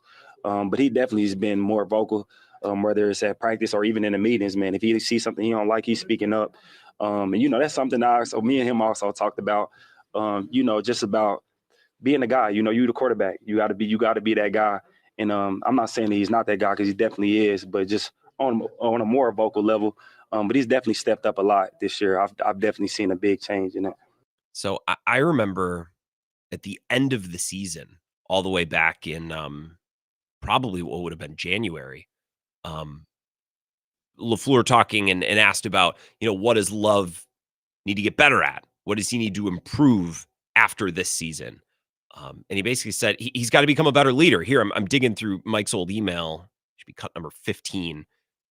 This was Matt LaFleur answering a question about what Jordan Love needs to get better at after year 3 or after year 2, going into year 3. This is from January 15th. I think the next step is just to continue to evolve as a vocal leader. I think that just kind of comes with the position naturally. And I think he's taken steps to get there, but I think he can really demand a lot because the locker room, they respect him, not only as a person, but by the work he puts in. I mean, he's a grinder. I think that's one of his best qualities is he is one of the guys.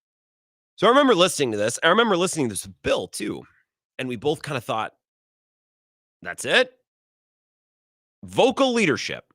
Because we had just come off a season where Jordan Love didn't exactly light it up. He had plenty of great plays. He had plenty of bad plays.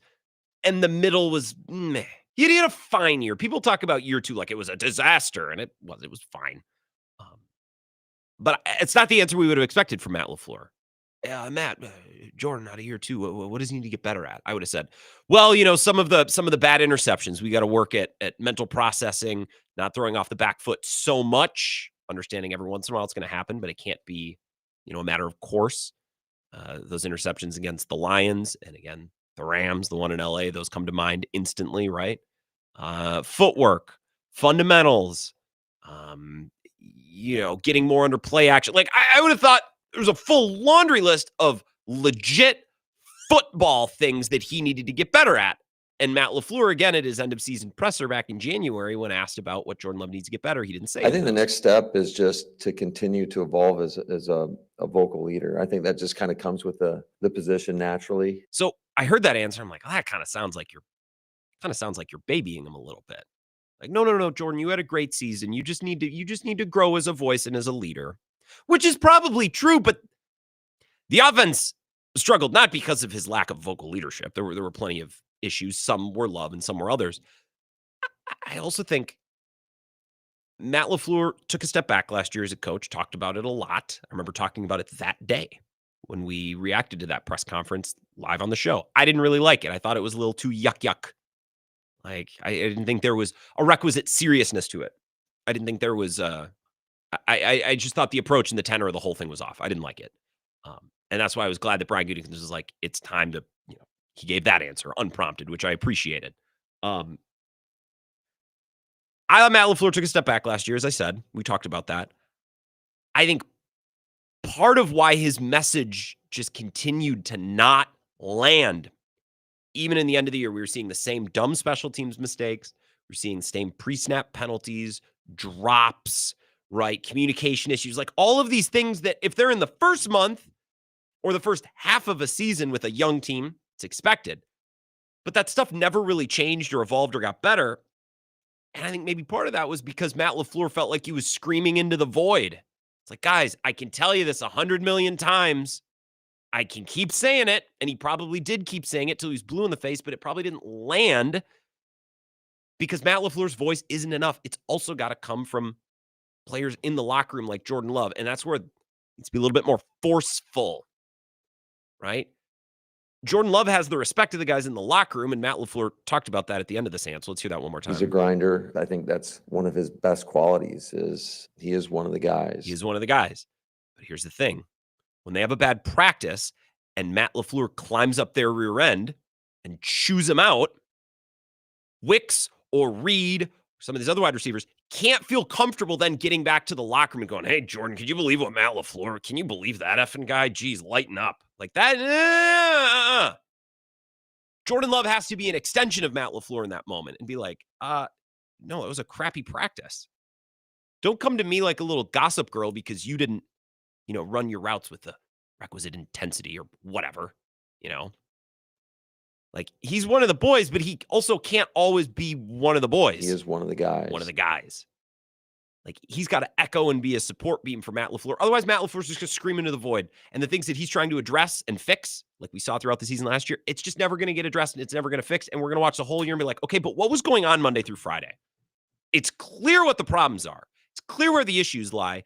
And it never got any better. And I think it's because Matt LaFleur, well, I still believe in him and I think he's a good coach. Can't do it alone. No coach can do it alone. You need those supporting voices in the locker room. And I think Jordan Love needs to be one of those guys. And that's what Josh Jacobs is talking about. That's what Matt LaFleur was talking about back in January. He is one of the guys. He is one of the guys. That is true. We'll take one final break, wrap up the Wisco Sports Show next. This is the Wisco Sports Show with Grant Bills on the Wisconsin Sports Zone Radio Network.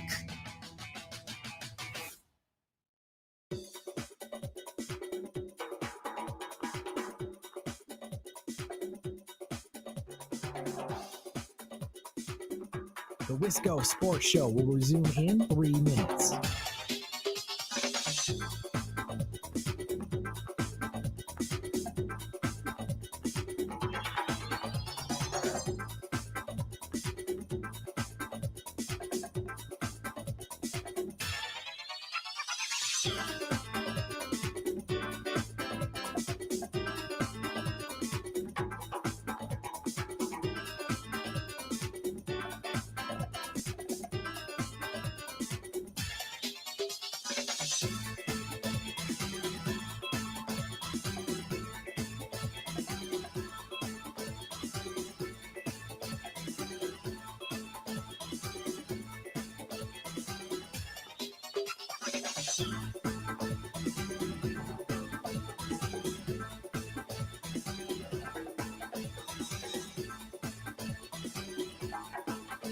The Wisco Sports Show will resume in 2 minutes.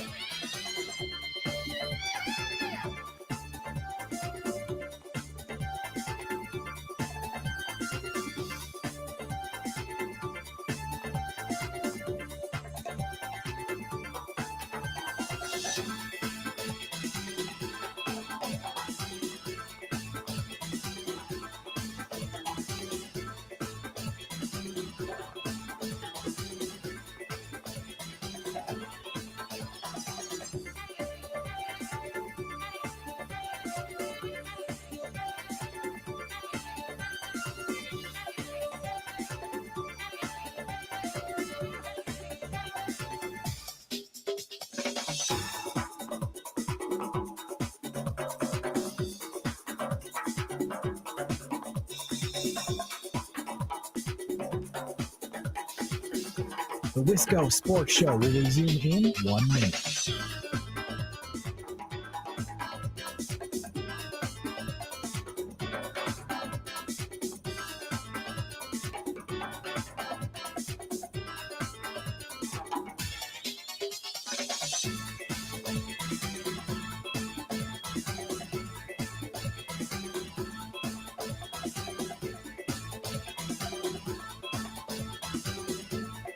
The Wisco Sports Show will resume in 30 seconds.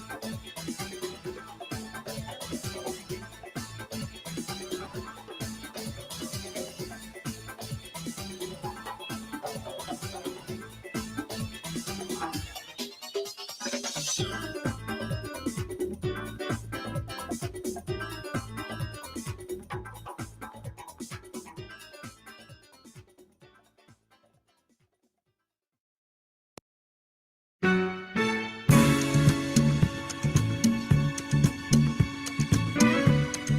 segment, last couple minutes of the Wisco Sports Show. Brewers off tonight. Knicks Pacers, I guess. This is the problem with series that are 3-1. Is I might not watch game 5 because the series seems over. And then if it goes to game 6, I'll pay attention. And then it goes to game 7. Well, now you got me all hot and bothered and I'm going to watch. But then if the team doesn't complete the comeback and win game 7, then I'm ticked. You know what I mean? And that's what happened in the Stanley Cup Finals last year. It's like, is Edmonton really going to? And then they didn't. And I'm like, okay, well then what was all this about? Couldn't we just wrap this up in game 5 and called it a day? So we're almost in a no-win situation here. If the Pacers win tonight, it's great. The series is over, and I'll complain that it wasn't more competitive. If it goes to game 6, I guess I'll tip my cap to the Knicks. Probably won't watch a ton tonight or in game 6. But then if it goes to 7, I'll be locked in and I'll watch like my life depends on it and then maybe get disappointed and then feel I'm mad because I wasted all my time. You know what I mean? The Stanley Cup Finals do intrigue me. It is fun to watch Edmonton. Connor McDavid is obviously, even for a casual hockey fan, very interesting to watch. Stu Skinner is, I'd flip a coin. He's either the best goalie in the world or the worst one. And Florida is just a team of badasses. And that whole Marchand going down there, a team that knocked him out the year before, a little bit of a rivalry, but he fits so well. Like, that interests me. So even me, a casual hockey fan, like, I can find some storylines in this postseason that intrigue me. Appreciate everybody that texted in. Tony in Texas has been put on blast. There's a texter at 5:35 that said, deny, not true. We don't think that Tony in Texas was hitting on Tim Duncan's ex-wife.